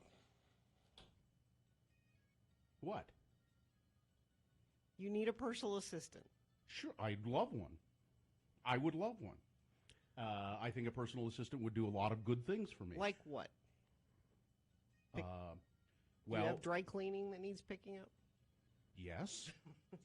You have a hard time getting around to picking up your dry cleaning? Sometimes. As a matter of fact, I do.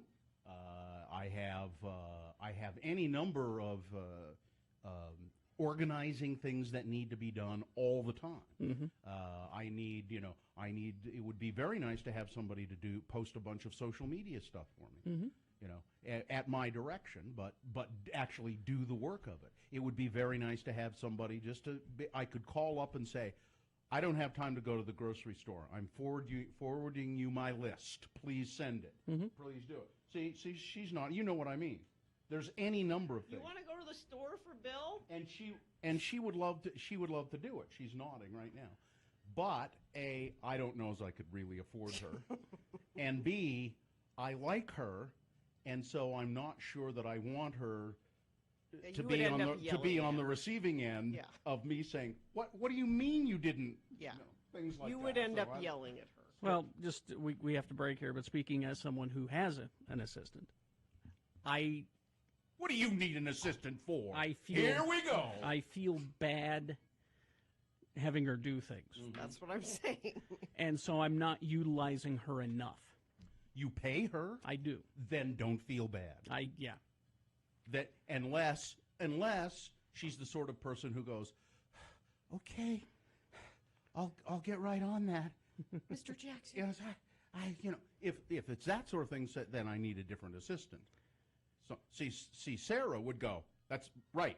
See, right, Chief. As a matter of fact, I would insist, Chief, after everything I say. What I need is a personal assistant that I don't like. Yeah, that's what I need. How do you that's the problem I think I would run into. I like Sarah because my assistant Nicole, I like her. Yeah. I like Sarah. There's no way that I could put her to work as I need. It just anyway. I could. I just wouldn't want to yell at her. Yeah, And you would, maybe eventually. Maybe. All right, let's get this over Chief. with. That's what Sarah, would you mind when you're here just saying right, Chief, when I ask you to do stuff? Just for fun?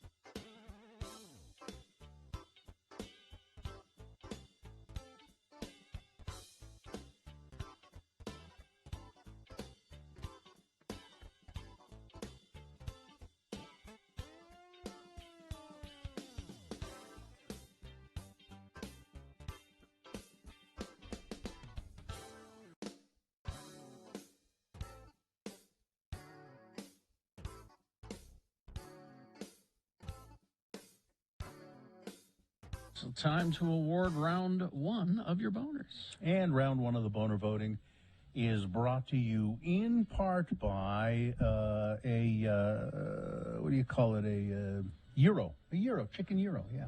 A euro? Yeah. Is that because the A Greek gyro. festival is this weekend?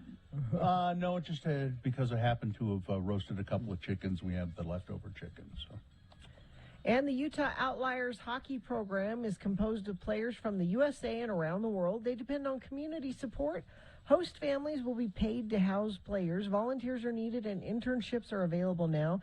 Get involved and email Heather at outliershockey.com.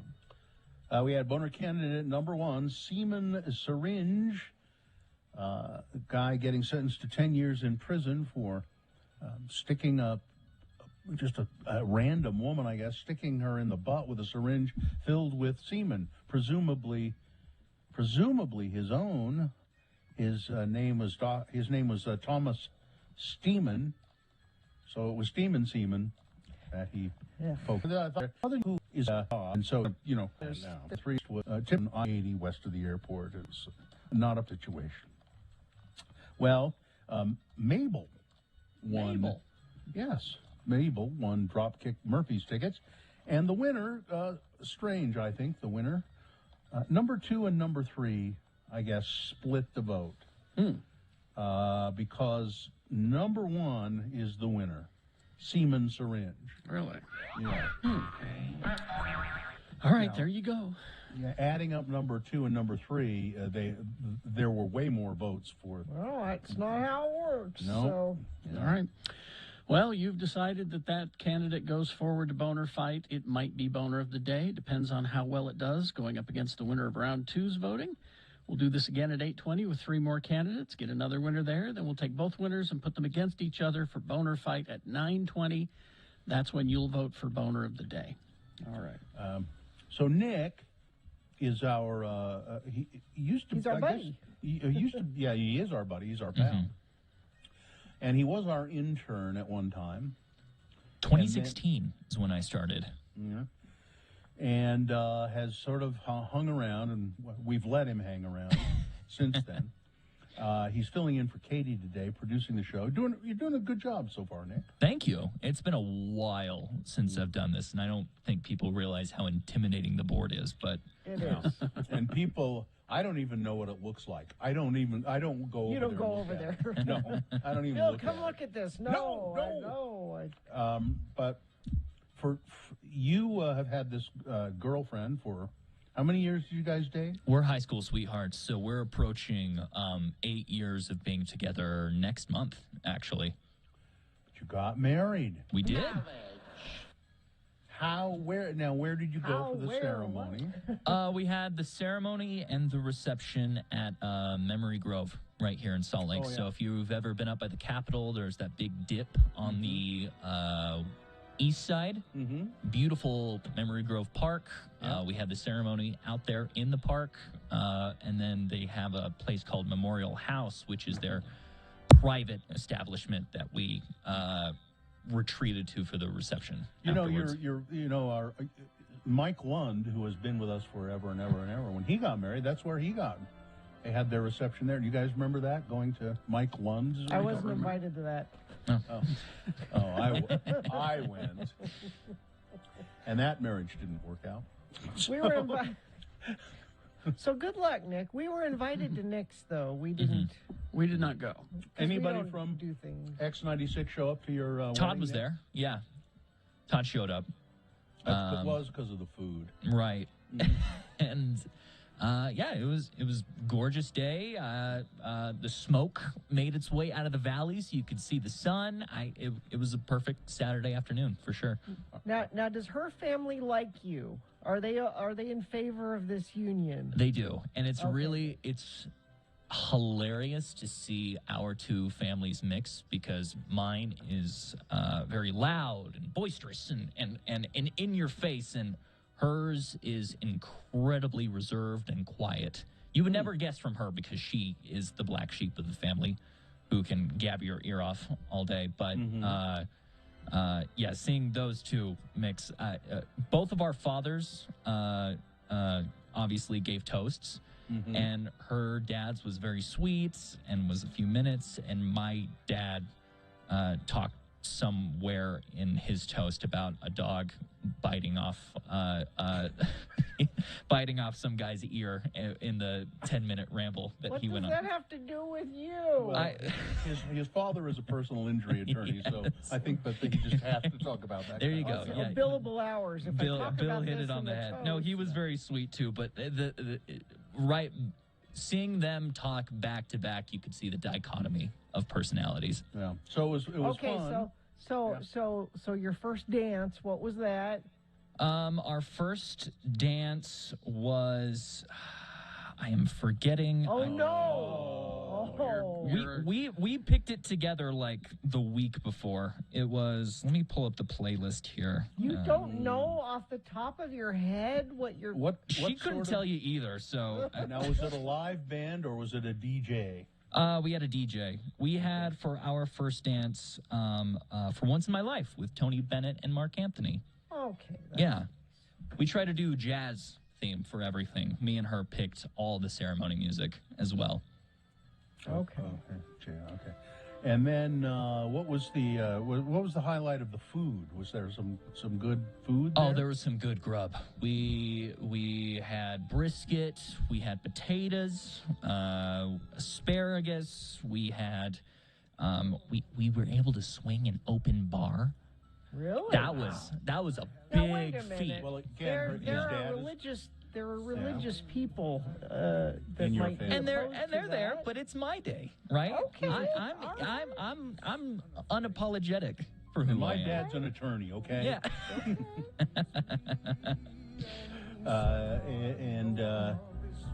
It sounds. Now, how many people showed up? I mean, 200. So yeah, it was a decent size for the reception. For the ceremony, we had about 50 people. Did you do? We would prefer you wear masks or any of that. Yeah, we did. We had masks up front. We said if you aren't vaccinated, please wear masks. People did. People were very respectful. So now let me ask this: when you cut the cake, as you have to do, sir, Did she then take a piece of the cake and shove it in your face? That jerk. Okay, let's talk about this for a second. So for weeks, we're talking about the cake, right? Yeah. And when discussing it, I said, you better be ready. I'm going to smash it in your face. And she said, you better not do that. The day will be ruined. She was nearly in the verge of tears. You cannot do that You to mess me. up her makeup. It's all in the fun of our relationship, right? I'm teasing her, and when we get up there to do the cake, I end up backing out, and I'm respectful, and she shoves it straight into my nostrils, all the way up my nose, in front of everybody. So, little This is how your marriage switcheroo is gonna bamboozle. This is how your marriage is going to be. Well, all I can say Promise is one thing and do another.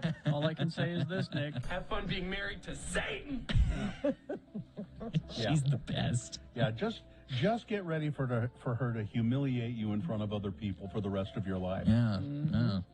Yeah. Of course, you do a pretty good job of humiliating yourself. Oh, all the time. As I look at your jacket. Yeah, my jacket, my mustache, of which I sported for the wedding.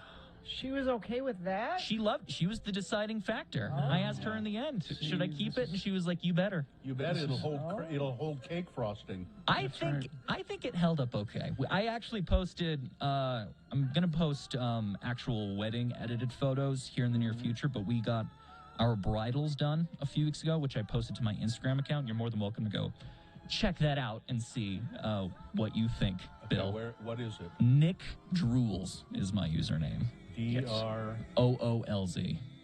Nick Drools. All right. Yeah. All right, Nick. Thank you. Thank you. Very much. Okay, traffic, Gina, please.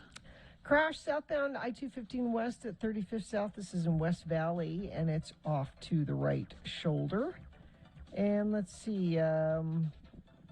Standoff in Farmington Freeway northbound not affected. It's just on the frontage road, and there's a ton of cops and news media there. That comes to us via text from a friend of the program. Thanks for the update on that. I haven't heard any more as to whether they've captured that armed and dangerous man in Farmington yet or not, but we'll keep following that story for you throughout the day and let you know if we learn anything. And if you learn anything, you can text it to us.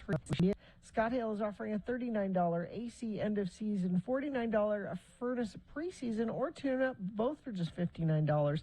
Call 801-264-HALE. All right. We will take a break. We will be back. KXRK Provo. We've got your best questions. You can still send them to us. radiofromhell@x96.com. Whatever you want to talk to us about or ask us. Best question of the week is next. And then round two of your boners and big boy news all coming up. Stand by.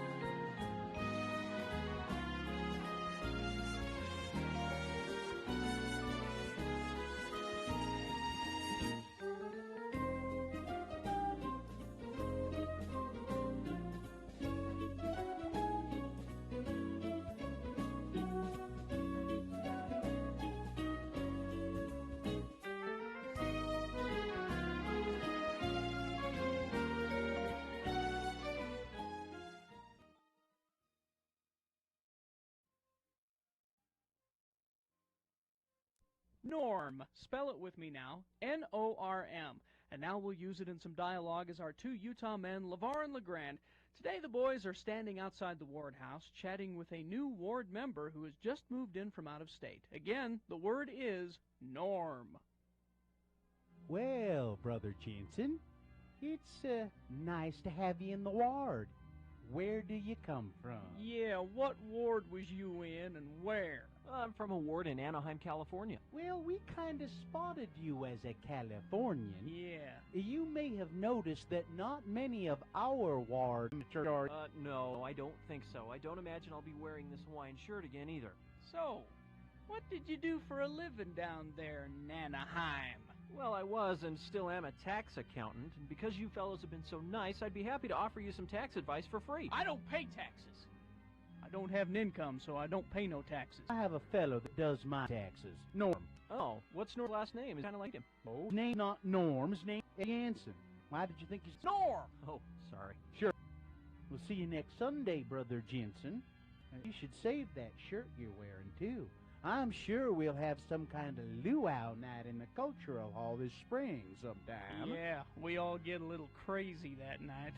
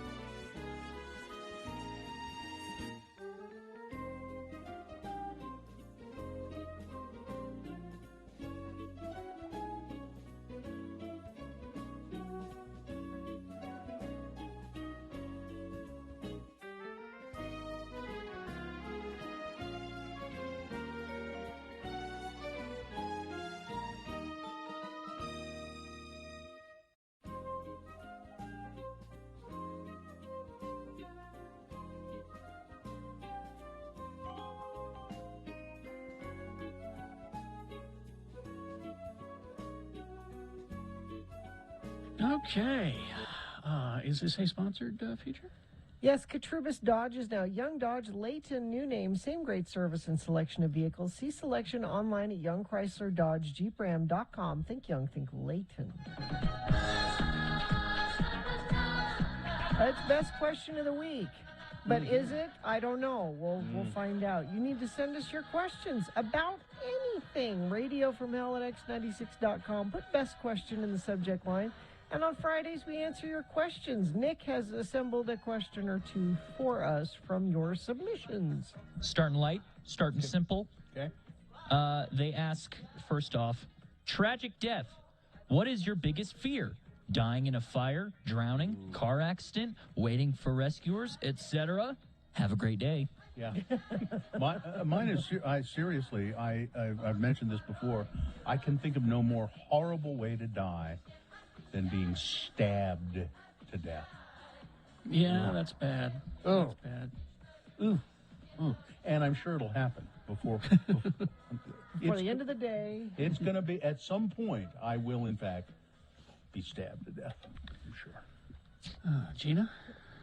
I've said this before, but I think the worst way to die would be being eaten by a shark, because not only are you being eaten by something alive, you're drowning at the same time. So it's like dying two different ways.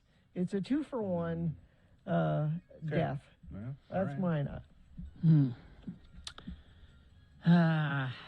Any way that is any way that is not dying in my sleep is a terrible way. Anything.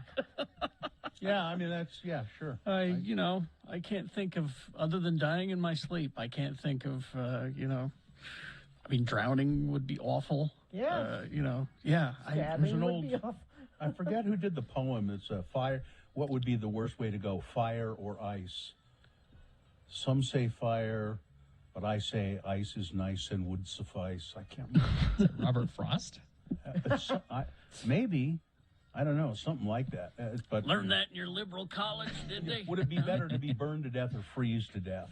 I would say I'd rather be freeze frozen. to death. Yeah, I'd rather be frozen. You just go to sleep. Well, how fast is the burning? I would ask. Well, that's true. Yeah. All right, that's true. What's the next question? Next one. My coworkers and I had a conversation yesterday. I'm curious asking you about who would your quote-unquote hall pass be? Meaning, if you could be with one celebrity / person and it wouldn't count as cheating, who would it be? Yes, I know most of you would never really do it, but it's a fun question. Mine is Jared Padalecki. I don't know who that is. So, Heather. Interestingly enough, mine is Jared Padalecki. Well, now, see, there's a flaw in this question. It needs to be your spouse approved. You can't just pick one. Right. Your spouse has to approve that. So my wife said, if you want to go have sex with Jared Padalecki, have at it, buddy. Yeah. Because I think the last time it's been a long time since we've talked about this, but I think Clive Owen is who I finally approved for Sue. But she may have changed. She may have changed. That may have moved on. Jason Statham at one time, maybe. Not Padalecki? No. I can't even picture him. What is he in? Was he Roseanne or The Big Bang Theory? No. Wasn't he? Is it? I don't know. Is that who that is? Yeah. No. Which one is Jared Padalecki? Isn't he? I thought he was Big Bang. No, he's on Supernatural. Oh, Supernatural. Yeah. Okay. You're thinking of Galecki. Padalecki. Galecki. No. I'm thinking of Galecki, Johnny not Galecki. Padalecki. Galecki, not Okay. Padalecki. Yeah. See, it's easy to get them confused. All right. All right. Next question. Next question. Good morning, lords and lady. My friends and I created a foodies group, and we want to discover some new amazing places to eat. Could you share with me some of your favorite places to go? I was kidding about Padalecki, but I just Googled him. Now I got to look at him. He's a boy toy. I'd do it. Yeah. Yeah, you'd go there. Yeah. What restaurant would you take him to though? Let's before? see. I'm not. I have these standby places that I like to go. And we just went to a brand new place in Ogden, and it's people that are affiliated with Copper Onion, so we know that they know what they're doing. It's called Table 25. It was really good. Is it on 25th Street? It's on 25th Street. The cocktails were really good, and on 25th Street, my sister has a restaurant there too, and you really can't go wrong with most of the stuff on her menu. The 2-Bit Street Cafe, but I like here I'll go to the Copper Onion, go to Current. I kind of find these places and then I just sort of stick with them. You have your rotation. Yeah. I'm going up to the Chop Shop in Park City today. Chop Shop. It's a combination sandwich shop and butcher shop. They do great sandwiches there, but they also have Detroit style pizza. That's pizza. It's Detroit style because they make the pizza and they take it out to the parking lot and run over it with a car. I don't think that's what they No? do with it. Isn't that what it is? Next question. This one comes from our own intern, Miriam. What do you all think about esports? How does it compare to normal sports? And do you think it's even worth calling a sport at all? It's not a sport. It's a sport. It's game. It's a game. It's a game, exactly. Games are sports, right? What is football, Gina? It's a game. That's a sport. You're watching. Okay, let me boil it. Against each other. There's physical. Exertion? Yes, sweat, man. They do. You should see the sweat that drips from some of the League of Legends players that I watch. The money involved, Gina, is enough to tell me it's a sport. The University of Utah has an esports team. I know. They do. So I don't feel like it's a sport. I feel like it's entertainment. Well, I feel like okay. it's a game. If Gina's not feeling it, Is NASCAR a sport? I have the same problem with car racing. I don't know that that's a sport. World Series of Poker has been on ESPN way before video games ever hit it. How about chess? That's not a sport. Why not? You can play poker, and I that's don't think that's a poker's sport. a sport either. There has to be a uniform and sweating. How about this? And If you tune into Radio from Hell TV at x96.com/live and watch us for 4 hours, is this a sport? No. I think it is because we're sweating. All right. I think that's good That's enough, it? isn't it? I'd say that's plenty. Somebody says there are only 3 sports: bullfighting, motor racing, and mountaineering. The rest are games. How is mountaineering a sport? I don't know. And how is bullfighting a sport? I don't know. Bullfighting's terrible. Yeah, it's just animal cruelty in front of a crowd. We went to a bullfight once. It was the worst thing ever. I Oh, hated it that. was. And grandmasters of chess burn over 5,000 calories playing the game. Really? Mm-hmm. So there you go. If you have questions like that we can argue about, that's fun when we do that. Email them to us, radiofromhell@x96.com. All right. Traffic, do you have? Yeah, crash eastbound SR 201 at milepost 16. That's about 9th West in Salt Lake, and it's off to the left shoulder. Crash southbound I-215 West 35th South in West Valley. That is on the right shoulder. And let me check our message stream, see if anybody's sent any traffic in there. No, just a reminder about the standoff in Farmington.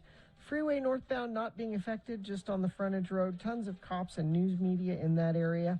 Oh, and Sid says there's a shredded tire in the right lane of northbound I-15 after the 4th South exit. It's causing slowage. Thanks, Sid. That's very helpful. Gina, if that's a standoff, does that mean they've got the fugitive kind of That was cornered? from that was from a texter. I wouldn't take that as an official word. Okay. But we'll be following that story though for you throughout the day. The Honda Summer Sales Event brings great deals to your Utah Honda dealers. See all the specials at utahhondadealers.com. All right, let's do boners round 2 coming up here. The candidates you'll be considering. Boner candidate number 1, I'm too hot to have friends. Boner candidate number 2, rainy day twerking. And number 3, well, should businesses who don't protect their employees from COVID be liable for sickness and death? All right. Round 2 of your boners coming up, along with Big Boy News and Opinioendo. After these, X96.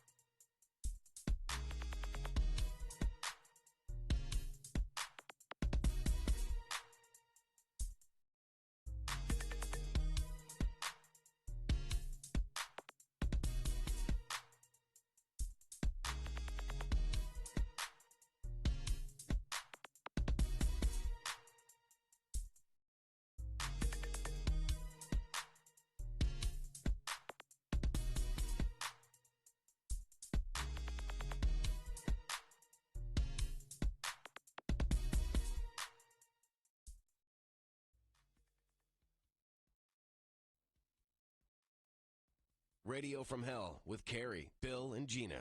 96.3 FM, X96. Well, we've taken Pierce Bronson also in that same deal. The former 007. Yep. Did you see that movie he was in, by the way, ever, The Matador? No, I wanted to see that. You've got to see it. It's great. He's great in that. I got to get that one in Kiss Kiss Bang Bang. And how was he? Honey, write that down. He was very nice. Okay. What am I writing down? Anyway, sorry. Oh, you're a sweetheart. Oh, that's right. Yeah, that's right. Yeah, he was great too. Very nice guy. Like him a lot. Okay, so. how about a horror I was going to story? say, we're getting some nice guys. Well, we've worst? taken Paris Hilton. I knew you were going to say Did Paris you really? Hilton. Yeah. I knew you were going to say this that. last Sundance, we had Paris for 4 days. That's hot. And how was that? Paris is a very unique girl. He's so nice. He is so nice, isn't he? How is she unique? Well, she's got a style of her own. That's for sure. As I pull out the nice everything. guy, nice guy to carry translation. It depends. Are we dictionary. talking drunk or sober? You know, Did you ever see her sober? No, actually. Maybe once in the morning. I can't be certain though. So she was a treat to carry around, was she? My neighbor's jealous. He loves her, but you gotta meet her. You gotta meet her, I guess. Get the full effect. Yeah. So You cleaned the limo after that, I hope. You don't want. We've got a full detailer. Excellent. Okay. Yes. And any other quick little horror story about anybody? No, not really. I mean, most of the celebs are pretty good. Really nice. They're some of them can be a little high maintenance, but for the most part, they're really generous. They're nice.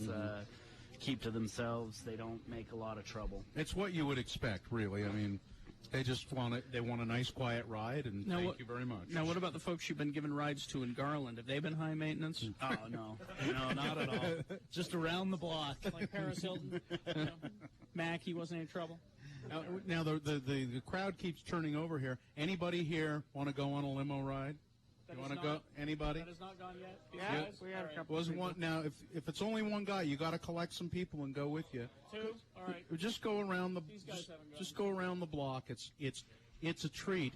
96.3 FM, X96.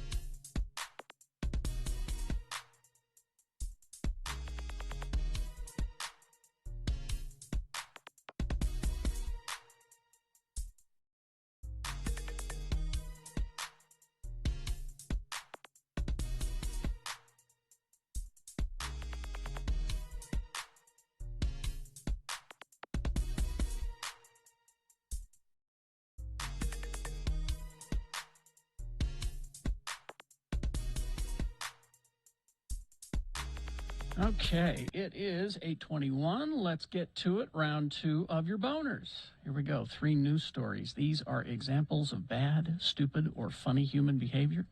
You will decide with your vote.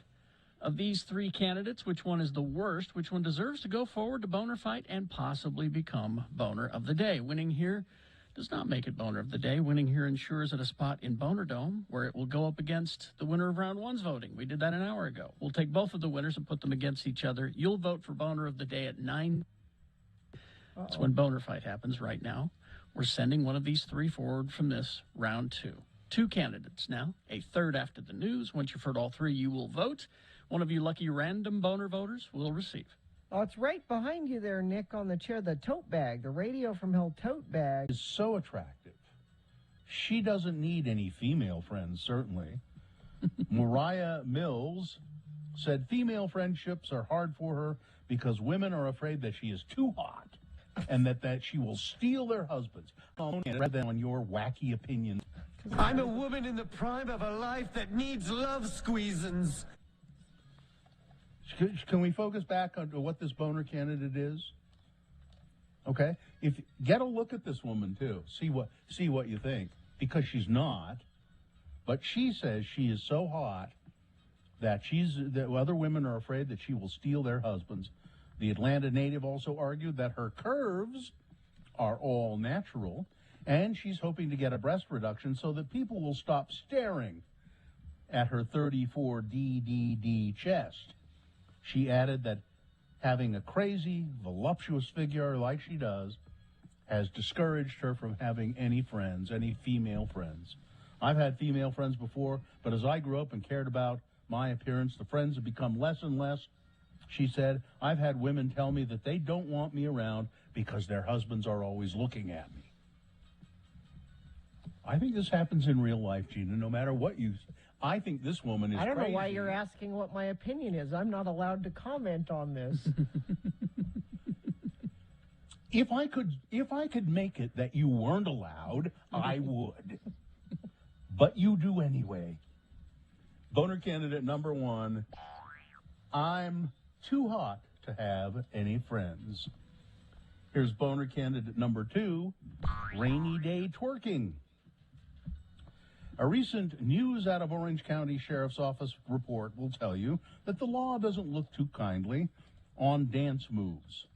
A Florida man was found this week, and he was tased as he was twerking during a traffic stop in earlier September. In a video captured by a passing motorist, Richard Wolf of Crystal River rubs himself on the outside of his SUV while thrusting his hips at a police officer. The 57-year-old, proceeds to get down and twerk before dancing into traffic on State Road 44. At one point, Mr. Wolf took a knife out of his waistband and tossed it into the grass. What are you scared of? I got knives. You've got a gun, he yelled at the police.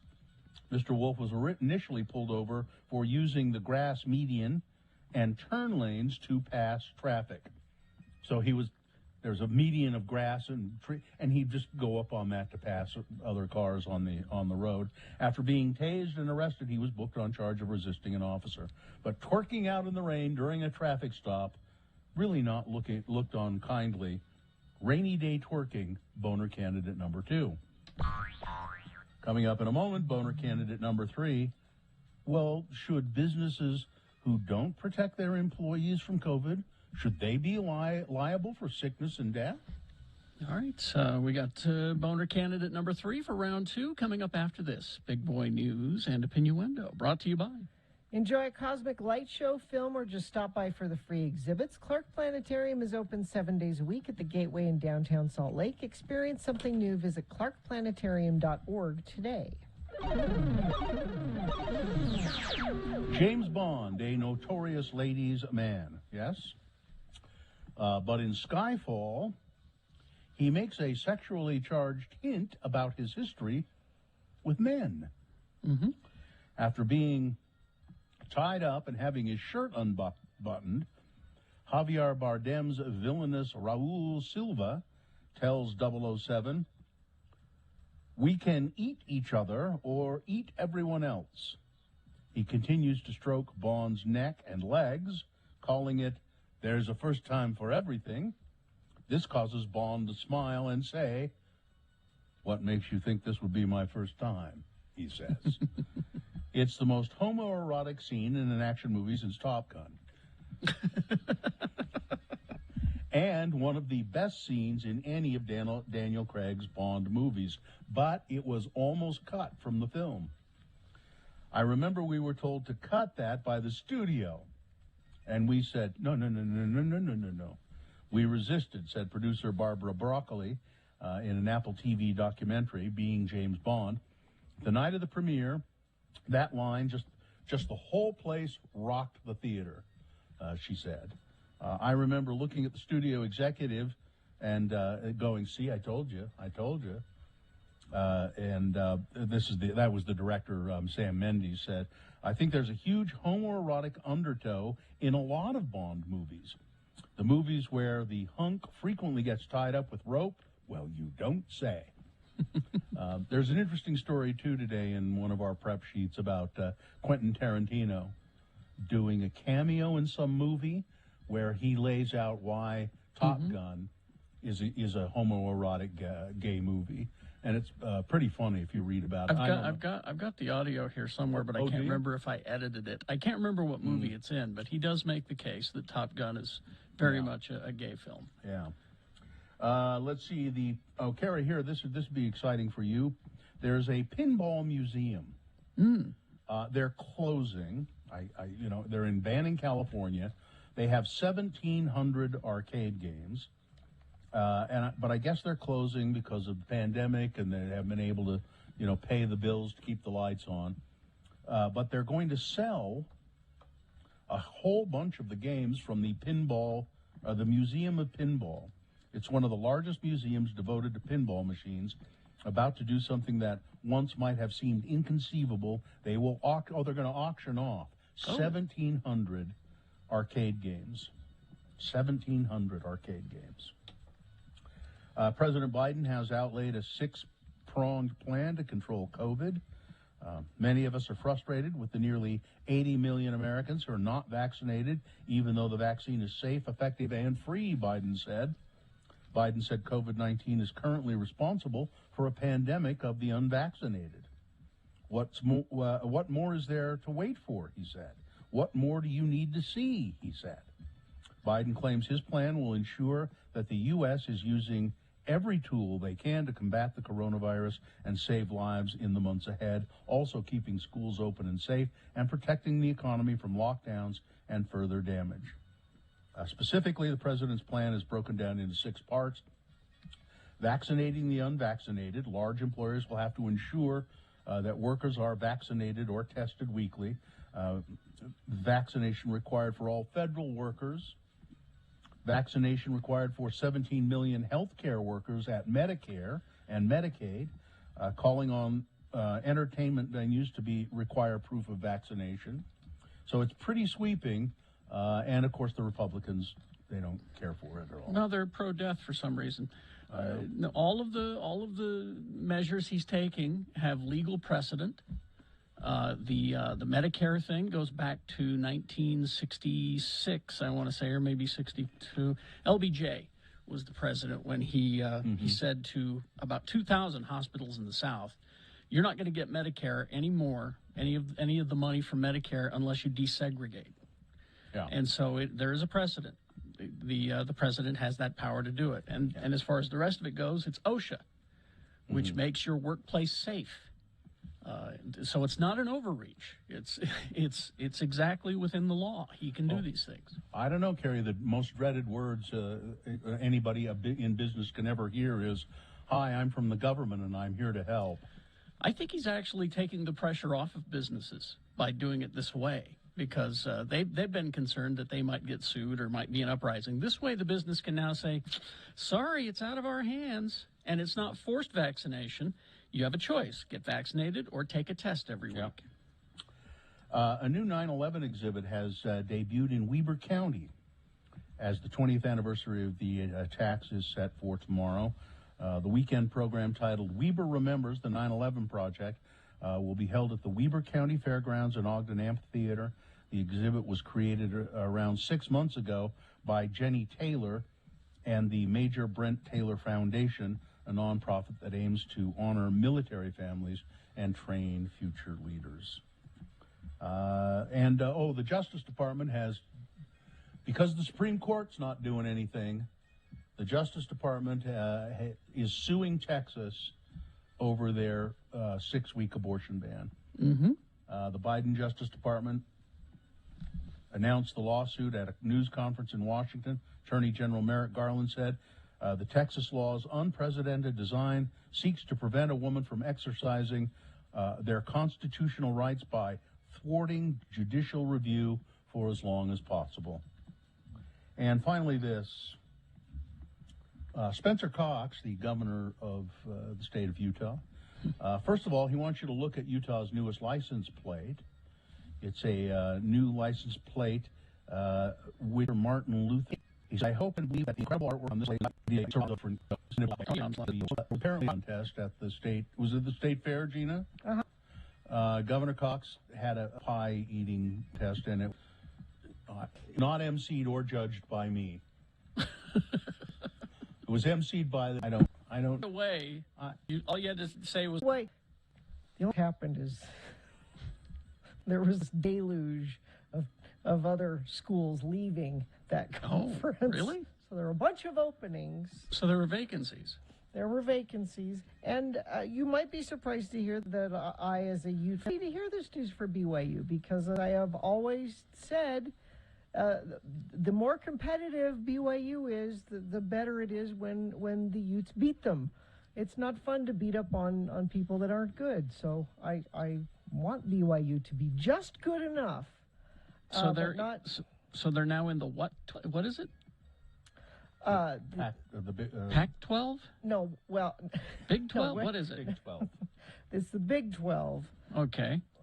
The Utes are in the Pac-12. Pac-12. But I don't know if that number will change. I don't know what the final number of how many teams. Is the Big 12? It's a Power 5 conference. There's the 5 conferences that matter and the other ones that don't. So is the Big 12 like a participation trophy kind of thing? I mean, no. It's less important than it used to be because Texas and Oklahoma left. Like some of the best schools left. I honestly don't understand these things. It's the Big 11.5 is what it'll be. What it means is BYU will end up playing better schools in their regular rotation, and they'll get more TV time, and it's better for recruiting. Good for everybody. And, all right. The game, we had some people asking how to watch the game tomorrow, and I can tell you a couple of different ways you can do that. It is, sorry, I refreshed this, and now it's down at the bottom. So it's an ESPN game, but we had somebody asking about, well, I don't have the cable. Mm-hmm. There is a live stream available. But you probably are going to have to pay for it if you don't have it already. So, game time is 8:15. It's free on the radio, though, isn't it? Yeah, I think so. Yeah, okay. You can listen to our own ESPN 700. You can listen to it for free there. The game is in Provo too, so there won't be people leaving beer bottles on my park strip. That's sports. I'll come over and leave a couple if you'd like. Okay. Weather, so we've got that patchy smoke throughout the day today, but hopefully they've got a storm coming in that will blow some of that out. Chance of thunderstorms 40% tonight, 50% tomorrow, and then 20% Saturday night. And it'll cool things off a bit. Today we'll have 93 for a high, tomorrow 84, and we'll stay in the mid to low 80s, it looks like, through the first part of next week. Now, for traffic, I'm going to add this to traffic. Police are looking for a carjacking suspect deemed armed and dangerous. This is in Davis County. Now, students at L.C. Redding Elementary School in Farmington are going to have a late start due to this ongoing police situation, and morning kindergarten has also been canceled. So check with your schools in that area to see if they're affected by this police activity there. As far as accidents go, crash southbound Redwood Road at I-80 in Salt Lake. It's off to the right shoulder. We also have a crash eastbound SR 201 9th West in Salt Lake. That is also on the left shoulder. And I'll check our message stream, see if anybody... Nope, nobody. Oh, wait, here we go. Traffic accident I-80 West about 15th East in the construction zone. 5-car pileup, huge delays. Wow, UDOT didn't have that one yet, so appreciate you sending that one back in. And if you see something, you can add to it, 33986. Injured in an accident, everyone deserves an advocate. Call 801-355-5550 or go to utahadvocates.com. All right, here's boner candidate number 3. Well, then, should businesses who don't protect their employees from COVID be liable for their sicknesses and deaths? This is a story, a reaction to President Biden's sweeping attempt to get businesses to require their employees to have COVID shots. Many businesses are already requiring that. Some are requiring customers to also be vaccinated. Well, one Utah lawmaker says that if businesses require vaccinations, then they should also take on the potential risks. Senator Kirk Cullimore of Sandy is working on a proposal that would make businesses requiring vaccinations liable if an employee or even a customer suffers an adverse reaction to the vaccine. If a private business is going to mandate a medical procedure, then they should take on some form of liability, Cullimore said. The risk of serious side effects remains far smaller. I was going to say. Than the benefits of getting the vaccine. You know what the hospitals are not full of? People suffering from side effects of the vaccine. Fully vaccinated individuals experience significantly lower rates of severe illness, hospitalization, and death. He explains that anyone that claims they suffered from a vaccine will have to prove that in court, but he believes there should be a legal path for anybody to make such a claim. If they're going to get in the business of insuring people to do things for public health, then there should be some risk involved. What a moron. Yeah. Come on. If they're going to be in the business of ensuring people do things for public health, then there should be some risk involved. They will have to decide if they want to go there or not. What about the state requiring things for public health? We require that people wear seatbelts. We require that people don't smoke in public buildings. We require any number of things. No, that's what these GOP policies do. These Republicans do. They just throw S out on the floor and hope that you don't notice what they're really up to. This is all just a distraction to gum up the works and slow things down. I can't. And people are going to die. I can't. Okay. Boner candidate number 3. Well, should businesses who don't protect their employees from COVID, should they be liable for the sickness and death then of the people who die? I mean, let's review the first 2 and vote. Boner candidate number 1, I'm too hot to have any friends. An OnlyFans model says she's too hot to have friends. She says, but I'm not really lonely. I don't care. Boner candidate number 2, rainy day twerking. A Florida man had to be tased for twerking in the rain during a traffic stop. And boner candidate number 3, well, then, should businesses who don't protect their employees from COVID be liable for sickness and death when they get COVID? Okay. There you go. You've got to decide. These 3 candidates, which one is the worst? Which one deserves to go forward to boner fight and possibly become boner of the day?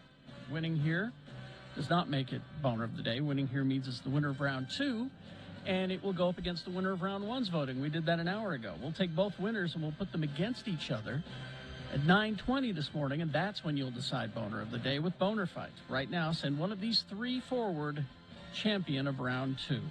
1, 2, or 3. Remember your candidate number, the one that you think should win. Put that single digit in the message of a text, and then text that to 33986.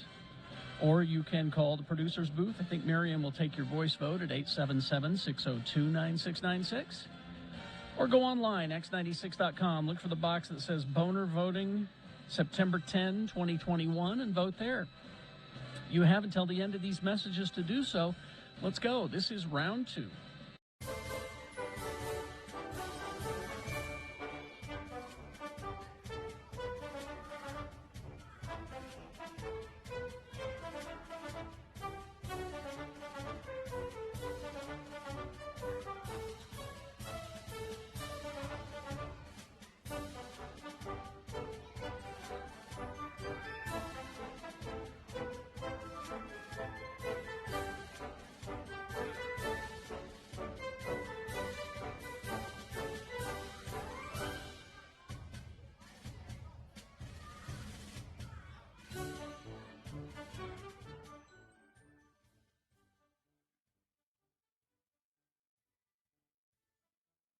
I'd like to show you something, Gina.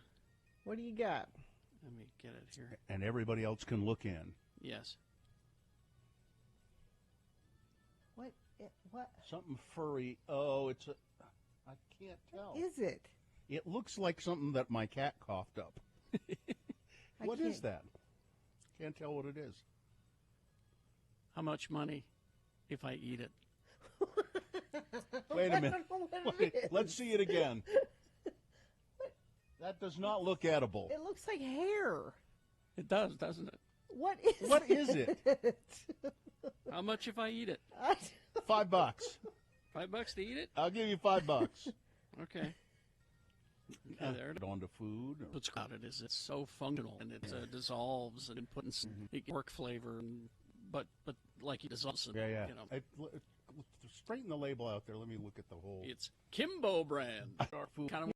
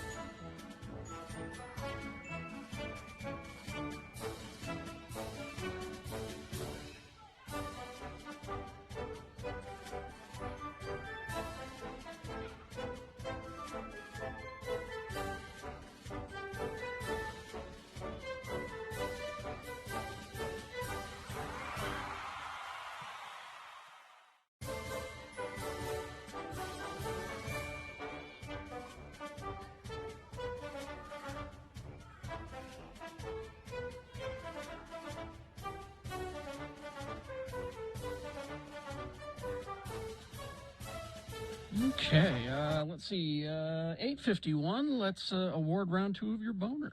Yeah, let's do that. And it's brought to you in part by some honey bread for the Jewish high holidays. Oh, nice. And enjoy a cosmic light show, film, or just stop by for free exhibits. Clark Planetarium is open 7 days a week at the Gateway in downtown Salt Lake. Experience something new. Visit clarkplanetarium.org today. We had boner candidate number 1. Nobody.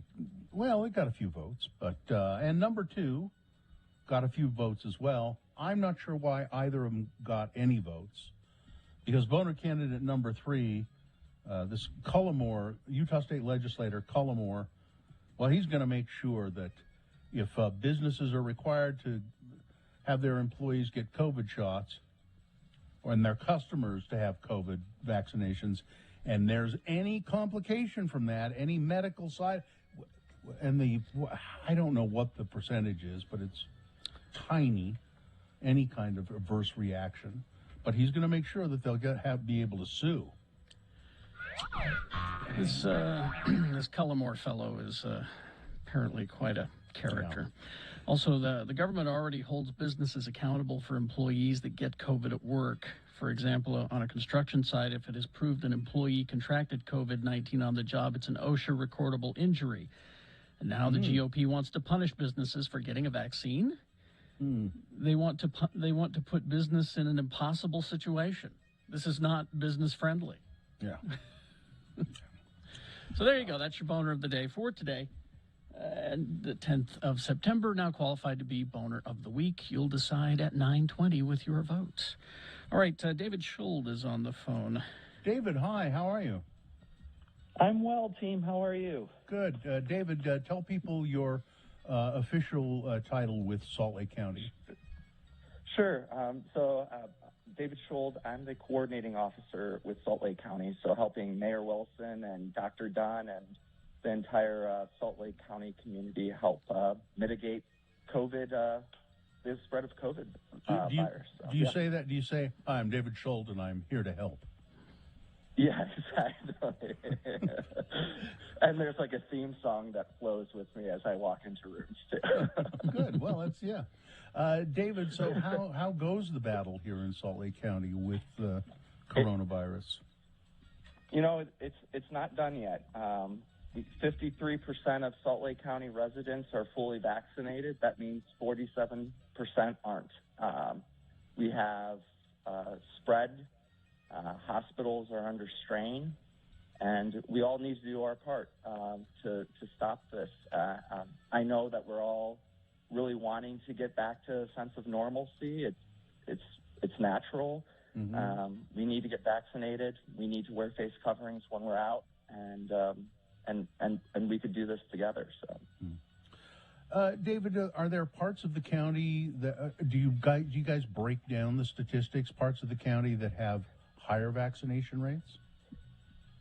Yeah, so we track by zip codes where vaccination rates are higher and lower, and much like when we were seeing in the early days of COVID spread, and looking at the spread of the virus, it's geographically based. A lot of the west side was affected more than the east side in terms of cases. When we look at vaccination, the southwest quadrant has lower vaccination rates than other parts of Salt Lake County. So we've actually set up hotspot teams going out and providing opportunities for vaccination, providing information on COVID and sort of dealing with the misinformation out there. Mm-hmm. And so we're doing our part, literally going house to house, trying to provide that information. Let's say the west side, on the west side of the freeway, there are lower vaccination rates, there are higher rates of COVID infection. Does this have a lot to do with general distrust of government? There's a lot of different components here, and there's actually teams that are looking at everything from social vulnerability indexes, the opportunity to take time off to get vaccinated, for example, or the concern that if I do take time off, I won't have the paycheck I need, to just general distrust in government. And so there's a number of different factors, and so the team within the health department, across county government, private sector partners, churches, houses of worship, we're working together to try to deal with this head on and to show that vaccinations are the way forward. It will protect you. It will protect others around you. Yeah. And then just general education about mask wearing and why it's so important to do that.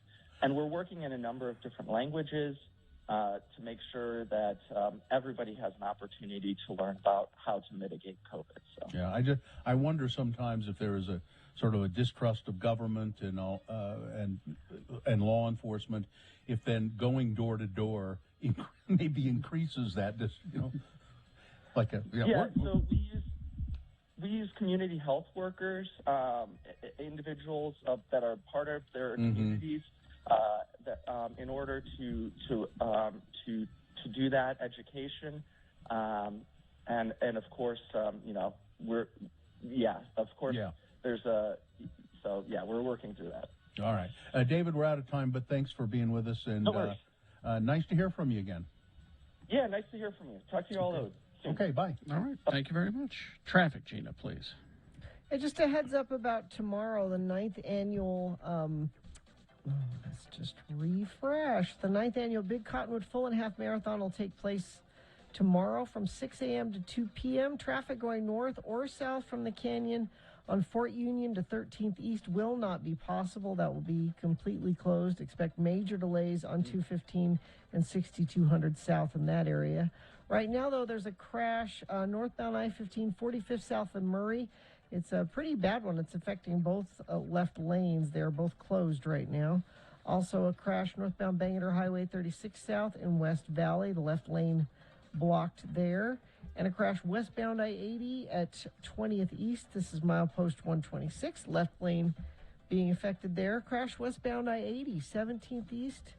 And let me check our message stream. Yeah, they just have sent in that same one in Murray I just told you about with the two left lanes closed northbound I-15 at 45th South. Thank you for sending that one in. And any traffic you see, you can always send it to us. Just make sure it's safe for you to do that at 33986. Scott Hale is offering a $39 AC end of season, $49 furnace preseason, or tune up for both, only $59. Call 801-264-HALE. All right, XRK Provo, week, all come.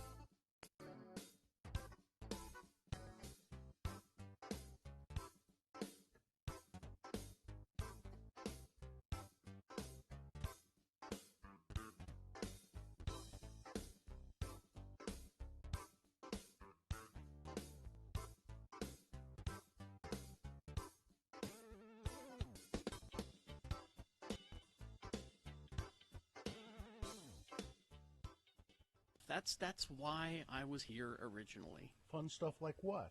Like this. You can always count on Geek Twitter to, well, mostly cannot win.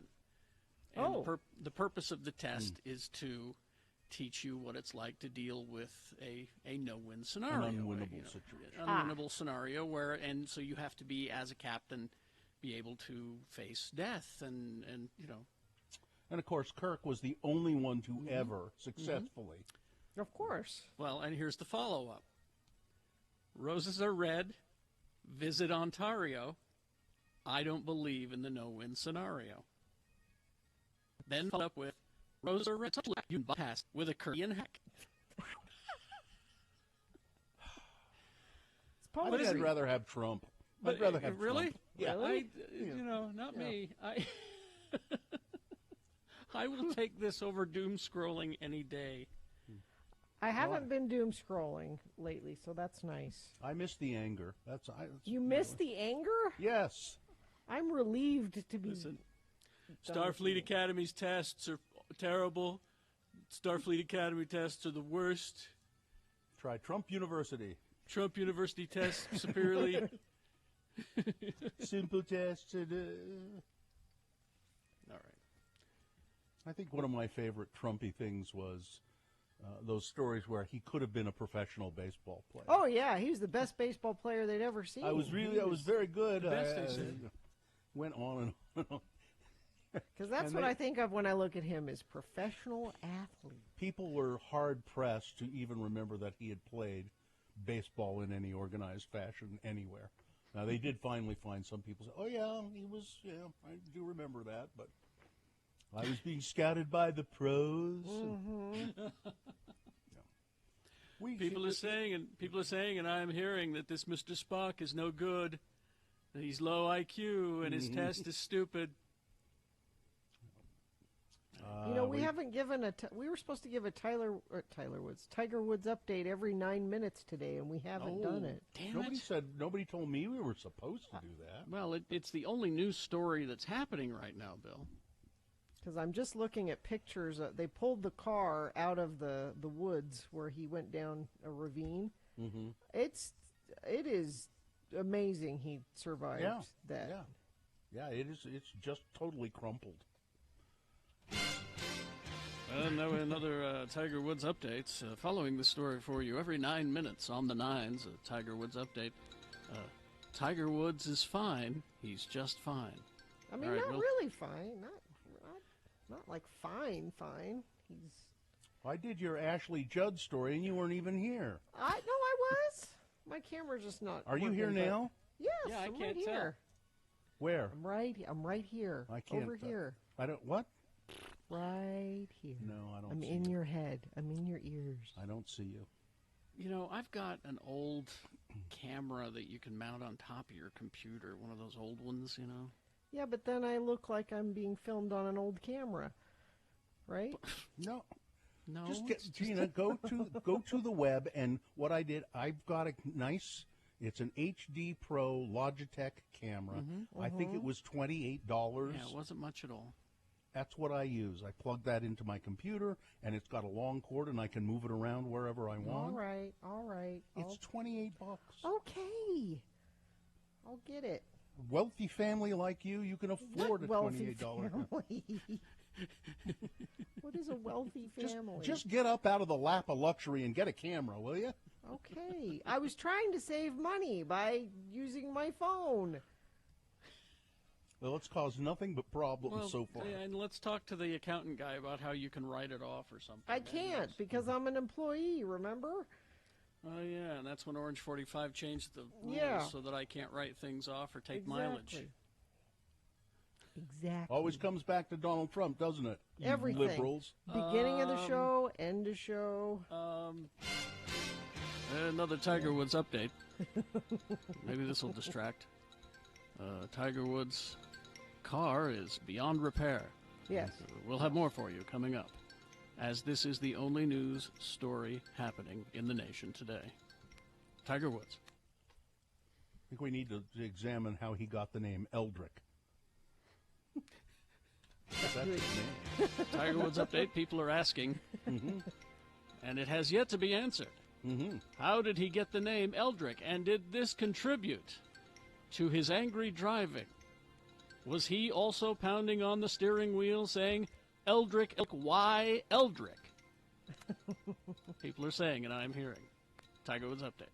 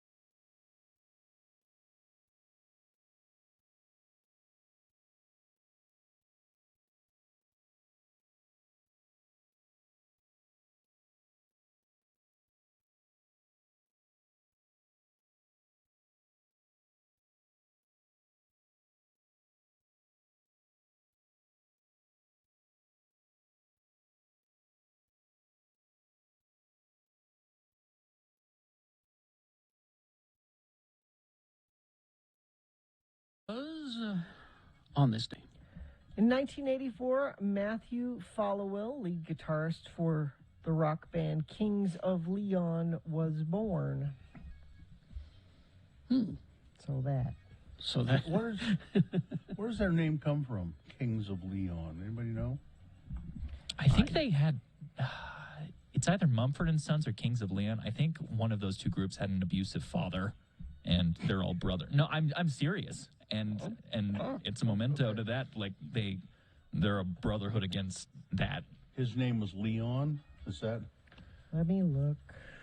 Kings of Leon. I like that song. It also could be Mumford and Sons, so that's a 50-50 shot.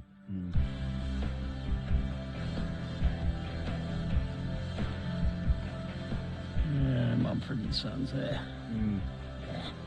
I can do without them. My favorite band of pirates. They named their band after their grandfather, Leon. Okay. Right. No, they are all brothers, but no mention of abusive parents. I don't know where I'm pulling these stories. Then I know where you're pulling them. Where you're pulling them from, Nick. Brothers and cousins. You're pulling them out of your. Well. So, I mean, if you ask me where the name Fountains of Wayne come from, I can tell you. Yeah. It's a garden shop, a fountain shop. Garden shop in New Jersey. Yeah. What were you going to say? Oh, I was just going to say if you guys would like to join me, I'm thinking later. I'm going to go get guacked up, I think. Where do you do that? Guacked up? I may just do it here. Getting guacked up. You're so guacked up that you're blurry right now. I can't see. And I've got something caught in my throat, so never mind. Not so much guacked up. Like making your own guac? No, don't you pay attention to those? I think it's Del Taco ads where they say, and you can they describe the product, the taco or the whatever, and they say, and then you can guac it up if you want. Guac it up, which I think sounds kind of fun. I would never. Guac is short for guacamole. Yeah. And now it's a verb. Yeah, guac it up. Guac it up. Yeah. I think that sounds like a good. I would never have anything without guacking it up. Go guac yourself. Does that work? I think so. I feel like it's in the that people would not be able to figure out that that's some weird shortened version of. They're all guacamole. Unvaccinated people. That's you're exactly right. Oh, that's mean. And my officer down on the first floor listening to the show and says, "Shut up! I love Mumford and Sons." Well, that's what they say. Well, Little Mrs. Bill, they love Mumford and Sons. And you didn't write back and say we aren't allowed to say "shut up" in this house. That's what would have happened in my house. Yeah, no. As a matter of fact, we begin most of our conversations with "No, shut up." In my house. Shut up and guac on over there and get me some guac. No. I'm going to guac it up. I'm going to guac you up. No, it's true. You're such a guac up. You know? It's true in our house. The first word we say out of either of our children's mouth, whenever we're having a conversation, the very first word out of their mouth is always no. It doesn't matter what that we're talking about. It's not even that we're asking them to do anything. We just say, "Hey, did you have a good day at school today?" No. And let me tell you why. No. And so, no, we won't stop making fun of Mumford and Sons either. No. Shut up. No, shut up. Yeah. How's that? Does that work? That's you could be one of my kids right there. Mm-hmm. All right. Let's see. We will take a break. We will be back with boner fights to determine who is boner of the day for today. And then we'll have Boner of the Week after that. Also a reasonable amount of news. Stand by for all of that. Manscaped.com. All right. You're going to get 20% off plus free shipping. Right away, that's a great deal. 20% off plus free shipping with the code X96 when you go to manscaped.com and enter the code X96 in there at checkout. You're going to get a very good deal right away. And you can shop online easy from the comfort of your home. And they have the Performance Package 4.0. This is something that they want me to tell you about. The Lawnmower 4.0 trimmer, which is a great trimmer. It does so many things, more than just trimming. It's got lights. It's got... you go online and you can read all about it. Waterproof, yeah. The Weed Whacker ear and nose hair trimmer, which I use every morning. They got the Crop Preserver deodorant available, the Crop Reviver toner, and then in this package they're going to throw in for free Performance Boxer Briefs. They're very comfortable, and a nice travel bag to hold all your goodies. So when you go to manscaped.com, that's 20% off plus free shipping with the code X96 at manscaped.com.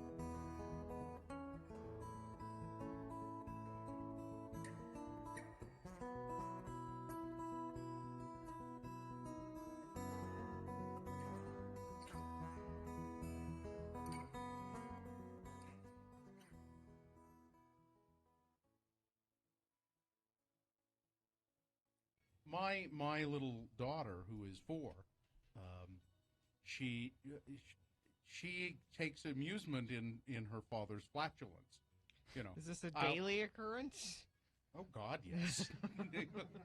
You know, and I use the dumb old dad jokes of, you know, it's a farting or it's a barking spider. Barking spider. And she'll always go, "It's not a barking spider, Dad. That's a foding spider." My dad always said it was a buck snort. Or sometimes I'll say, "That bear's been following us around," or "Did somebody step on a duck?" Yeah. Is the other one. Yeah. Hear that? Buck snort. Yeah. She likes the duck one too. But she also is occasionally flatulent. And I was lying on her bed with her, reading her a story, as I do fairly often, before she went to bed, and she just ripped. She ripped a good one, huh? Just ripped one. Daddy's little girl. Yeah. And I so said, like us.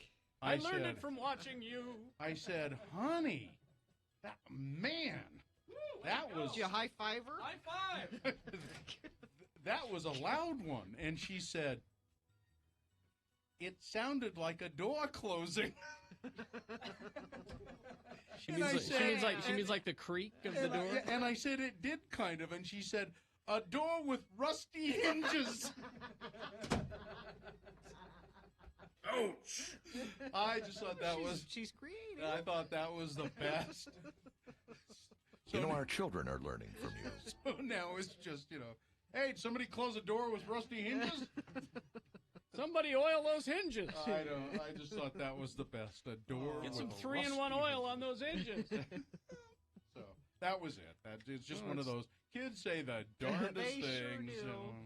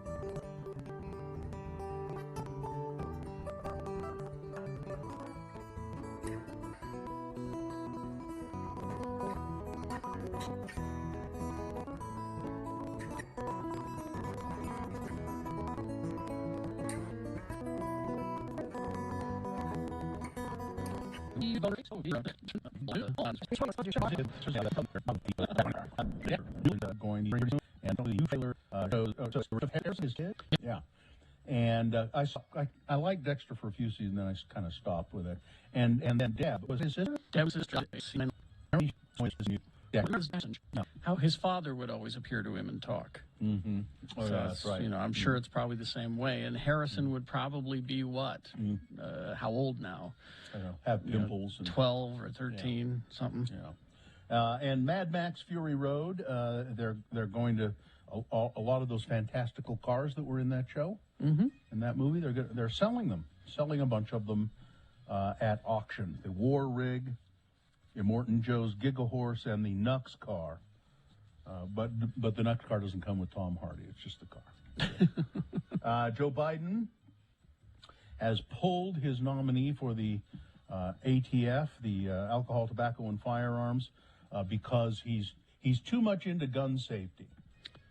Which I'm sad that Biden did this. I am too, but he bowed to pressure from the NRA and other gun lobby groups.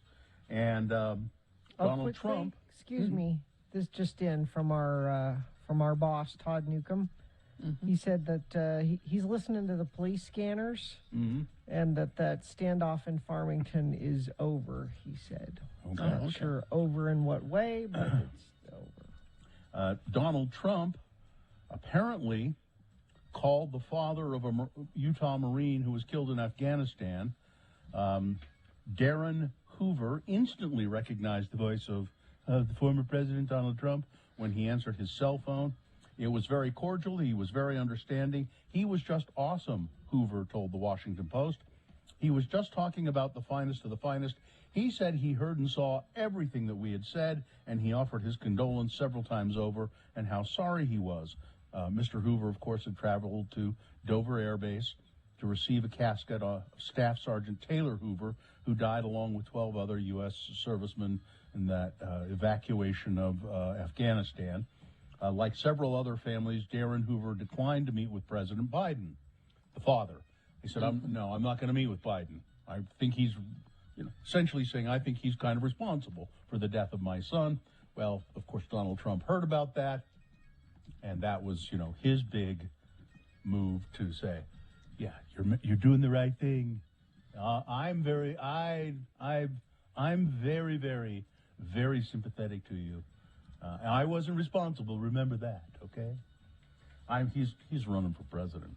And finally, this. Here are the 10 states where you are most likely to be killed by an animal. The states with the most deaths caused by animals. Number 1, Texas. 521 deaths caused by animals. Followed by California, Florida, North Carolina, Tennessee, Georgia, Ohio, Pennsylvania, Michigan, and number 10, New York. The states where you are most likely to be killed by an animal. Now, it doesn't say, some of them are insect deaths, like bees and wasps. Oh, okay. All right. Some of them are, any kind of animal or insect. People or animals, right? Wow, you blew my mind, baby. You blew my mind. All right, there you go. It's Boner Fight, the final round. By the way, if you don't want to be killed by an animal, live in Delaware. Okay, I'm moving. All right. So we had boner candidate number 1 from the 7 o'clock hour. This one should not have won, but it did. It's bad. Semen syringe. It's a man who he got 10 years, sentenced to 10 years in prison for apparently a woman he didn't know sticking a syringe full of semen into her buttocks. It was like at a grocery store. And I don't know what he's doing, but that's what he did, and he is now going to jail. Going up against number 2, well, should businesses who don't protect their employees from COVID be liable for sickness and death? A state lawmaker here in Utah, Kirk Cullimore. You know, he's one of those, he's an attorney, and he has a firm that specializes in evicting people from their apartments. Yeah, that's his specialty. He thinks that, well, okay, if Joe Biden wants to say that businesses have to vaccinate, have their employees vaccinated and their customers vaccinated, well, if the vaccination causes an adverse reaction in one of those employees or customers, then they should be able to sue. Well, you know what? They probably could anyway, if in the off chance that happened. He's just trying to make a political statement and Yes. appeal to the anti-vaxxers. Exactly. That's number two. All right, you've got to decide of these two candidates, which one is the worst, which one deserves to be boner of the day for today. 1 or 2, remember your candidate number, the one that you think should win. Put that single digit in the message of a text, and then text that to 33986. Easy way to vote. Or you can call the producer's booth. I think Miriam is taking your voice votes at 877-602-9696. Or go online, x96.com, look for the box that says Boner Fight, September 10, 2021. You probably won't see that box right away. So once the page loads, refresh your browser, and it should appear. You can click on it and vote there. You have only until the end of these messages to do it. Let's go. This is Boner of the Day.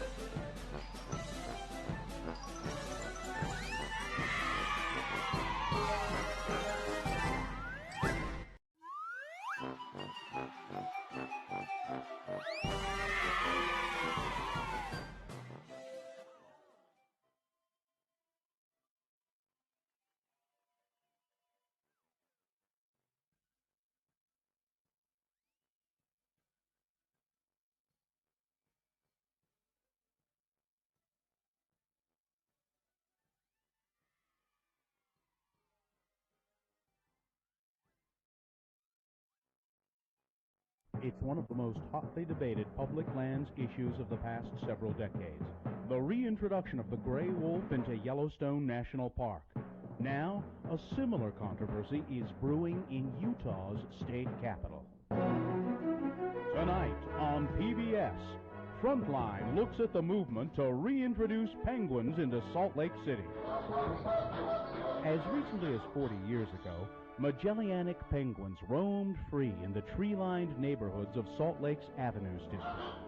The flightless birds had few natural enemies, and their huge flocks were a common sight.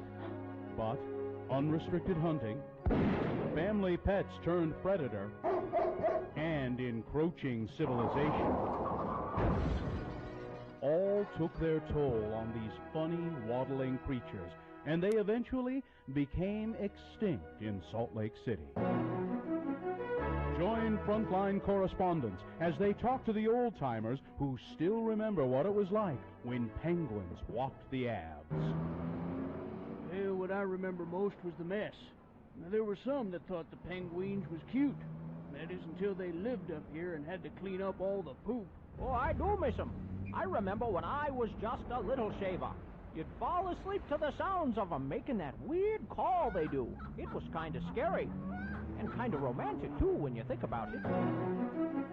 Frontline will talk to the people who want to bring the penguins back to Salt Lake and to those who oppose it. The penguins were here as a natural part of the environment. The delicate ecosystem of the Avenues district, and of Capitol Hill for that matter, will remain out of balance until the penguins are brought back. Well, most of us in law enforcement in Salt Lake are against reintroducing the penguin into the city. I mean, we've got our hands full already, what with the gangs and such. Besides, a pack of them little bastards killed my grandfather's brother years ago. You know, they say that penguins are shy and won't approach humans. But I know different. Will the penguins return to Salt Lake City? It's an in-depth look at the entire issue Tonight on Frontline.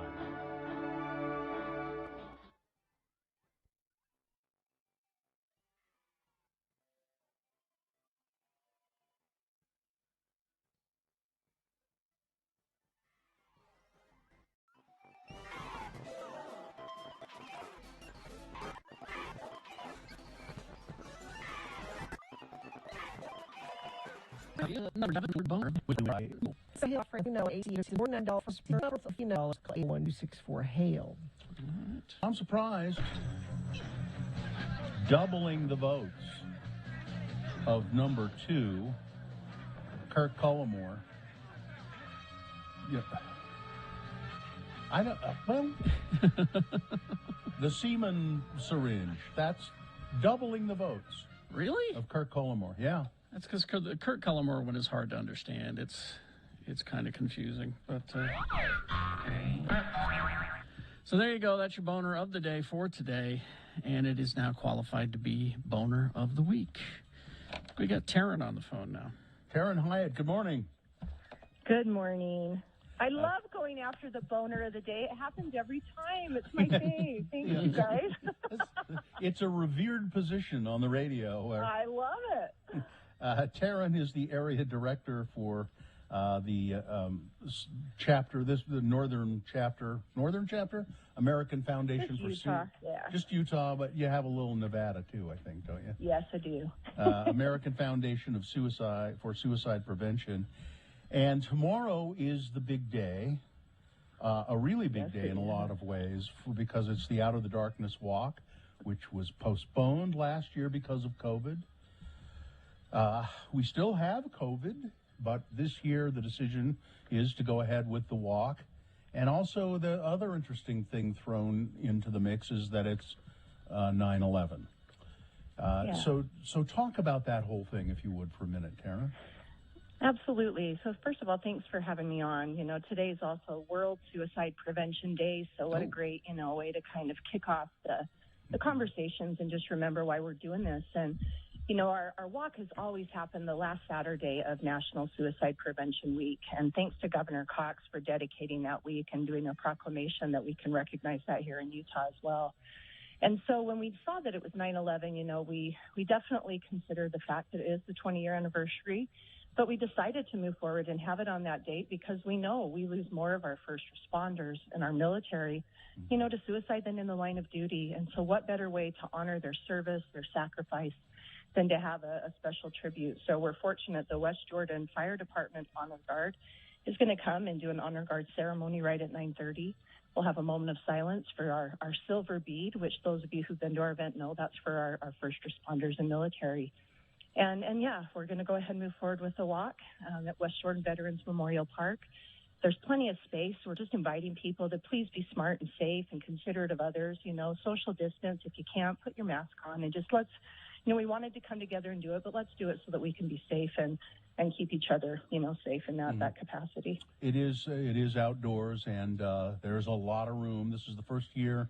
It was scheduled to be at the Memorial Veterans Memorial Park last year because we just outgrown. There were so many people in Liberty Park that you couldn't social distance. No. So this is a bigger. No way. We were elbow to elbow. Yeah. Let there was one thing sink in there. You said first responders and military. More of those people die as a result of suicide than they do of seeing military action or fighting, fighting fires or. Absolutely. That's just shocking.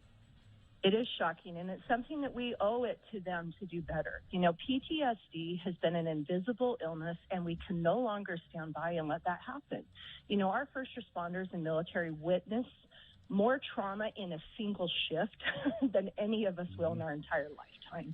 And yet they compartmentalize, they go on to the next call, and they have to sit with that at night. And so we really respect their service, but we also need to ensure that they have the tools and opportunities to get help and seek help and make it okay for them to talk about those things. Did I hear the figure that suicide is the second leading cause of death in Utah? Is that true? Yeah, we're still up there high. I mean, we obviously have made some progress over the last couple of years. We were on track to see our fourth year of a decrease in 2020. However, we're starting to see those numbers creep up again, and we were fearful that that could happen with everything that went on last year with COVID and, the political climate, the racial injustice. I mean, it was a tough year, and we knew we would see a mental health spike and crisis, and we could possibly be seeing that. So now more than ever, we have to, again, talk openly about suicide. If you're struggling, find support, because there is help available to you, and you're not expected to go through this experience alone. And so we want to continue that encouragement, right, of reaching out, getting help. But then we're going to continue to advocate for research dollars to be done so that we can better prevent suicide and have better treatments available for folks and actually have treatment available, right? Access to health care, access to mental health care, regardless of whether you have insurance or not, right? You need to be able to get care when you need it. So, Taryn, just quickly now, two things. If someone listening right now is in an extreme condition, they're scraping bottom, they're having a hard time, how do they contact someone and get help? Yeah, so call the National Suicide Prevention Lifeline at 1-800-273-8255. You're going to be connected to somebody that's in your area. So if you're in Utah, you'll be connected to Huntsman Mental Health Institute. That number is available 24 hours a day, 7 days a week. You can call it if you are worried about somebody and just want to know what to do and where to get help. So 1-800-273-8255. Google it. Ask Siri. She'll direct you right to that number as well. But tell somebody, right? Let somebody in. Again, we can work together to help figure out what, the best course of action is for you, rather than you sitting there struggling trying to do it by yourself. And then the final thing, Taryn, I'll be there tomorrow at the Veterans Memorial Park in West Jordan, the lesser of the Jordans, as somebody put it today. But if people want to come to that event, they can still do it. What's the best thing to do? So we're doing online registration only, so just visit our website, afsp.org/SLC.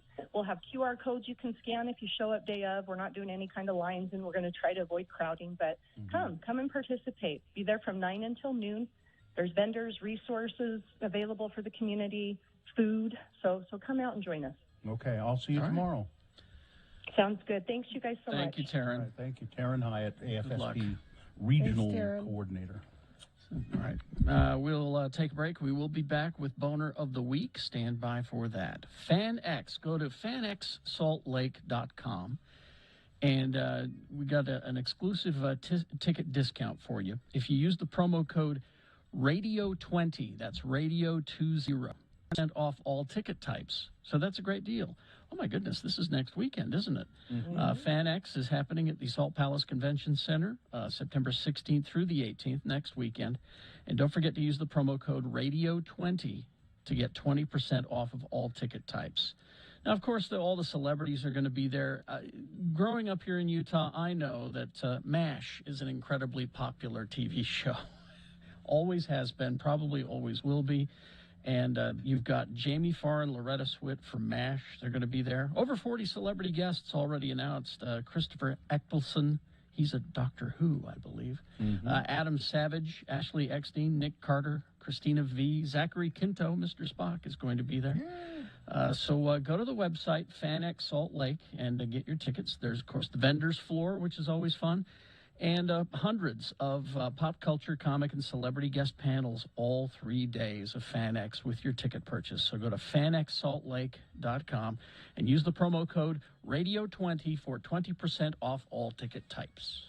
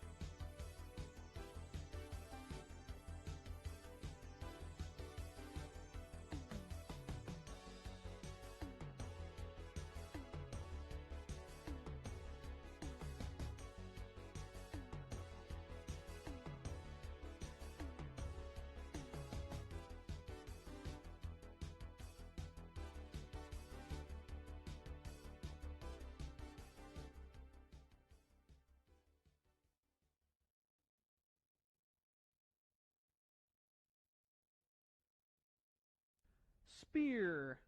Spear. Spell it with me now. S-P-E-A-R. And now we'll use it in some dialogue. Today, our Utah friends, LeVar and LeGrand, have decided to get out of the heat by taking in a movie in the cool, air-conditioned comfort of a local movie theater. Again, the word is spear. We got a few minutes for our floor. I think it's snack for. Moving growth to the butt keeper. It's the game. Well, who thinking what else he can lie about? All these kids should move out there. No, anything.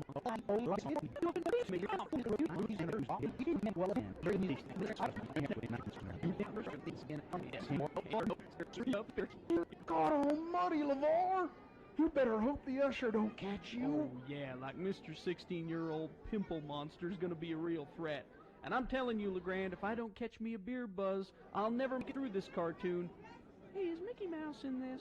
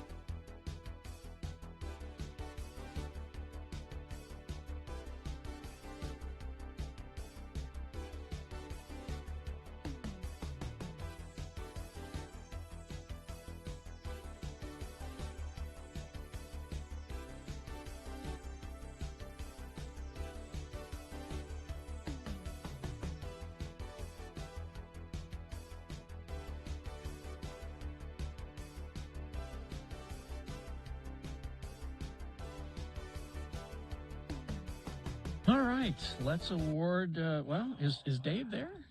Yeah, he's on the phone. Isn't he? Hello. There he is. That's a Heidi ho. boner of the week. Ahoy hoy, Dave from the Flower Guy is there. Ahoy.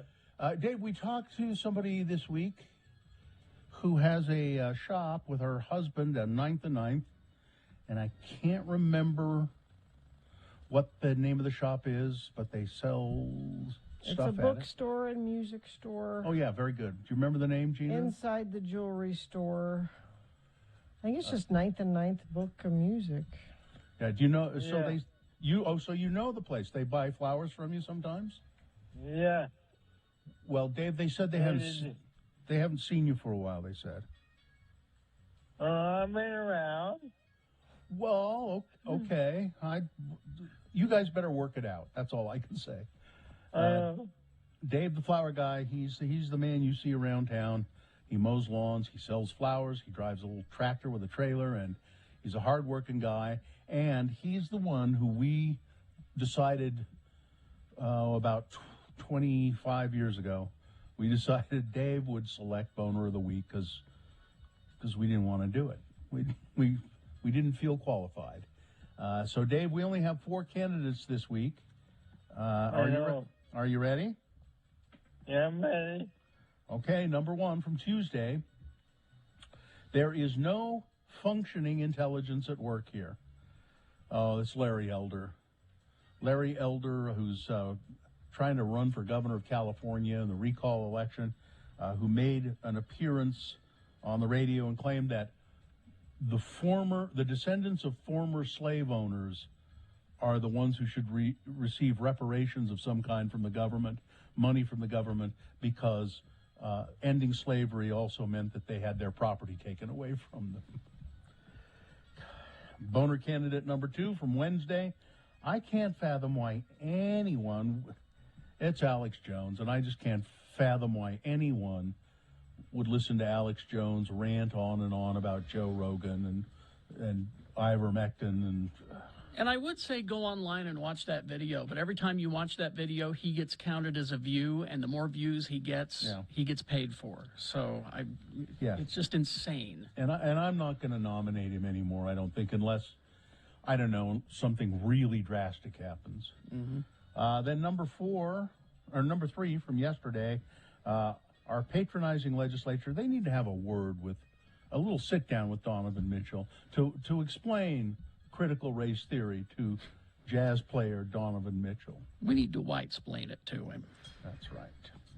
And then, of course, the boner winner from today, semen syringe. Everybody's heard that one ad nauseum today, so I won't repeat what it is yet again. So, Dave, is there one there that you think really stands out as boner of the week? Number 1. Number 1. All right. No functioning intelligence there anywhere. Radio host Larry Elder. Oh, okay. Yeah. Larry Elder has struck again. Yeah, I saw this. Did you see that? Yeah. He on his show some time ago said Biden won the race fair and square. He won the election fair and square. Yeah.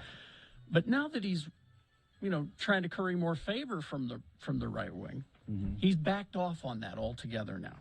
So he's not on his radio show. He's being invited on Fox News, and he started repeating these right-wing talking points that keep getting fed about shenanigans in certain states, and it's all not proven. It's all...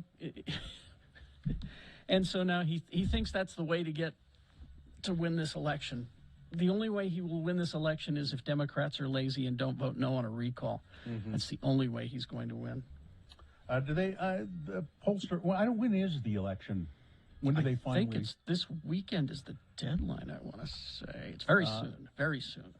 They're saying it looks like Gavin Newsom will survive and probably survive the recall very well.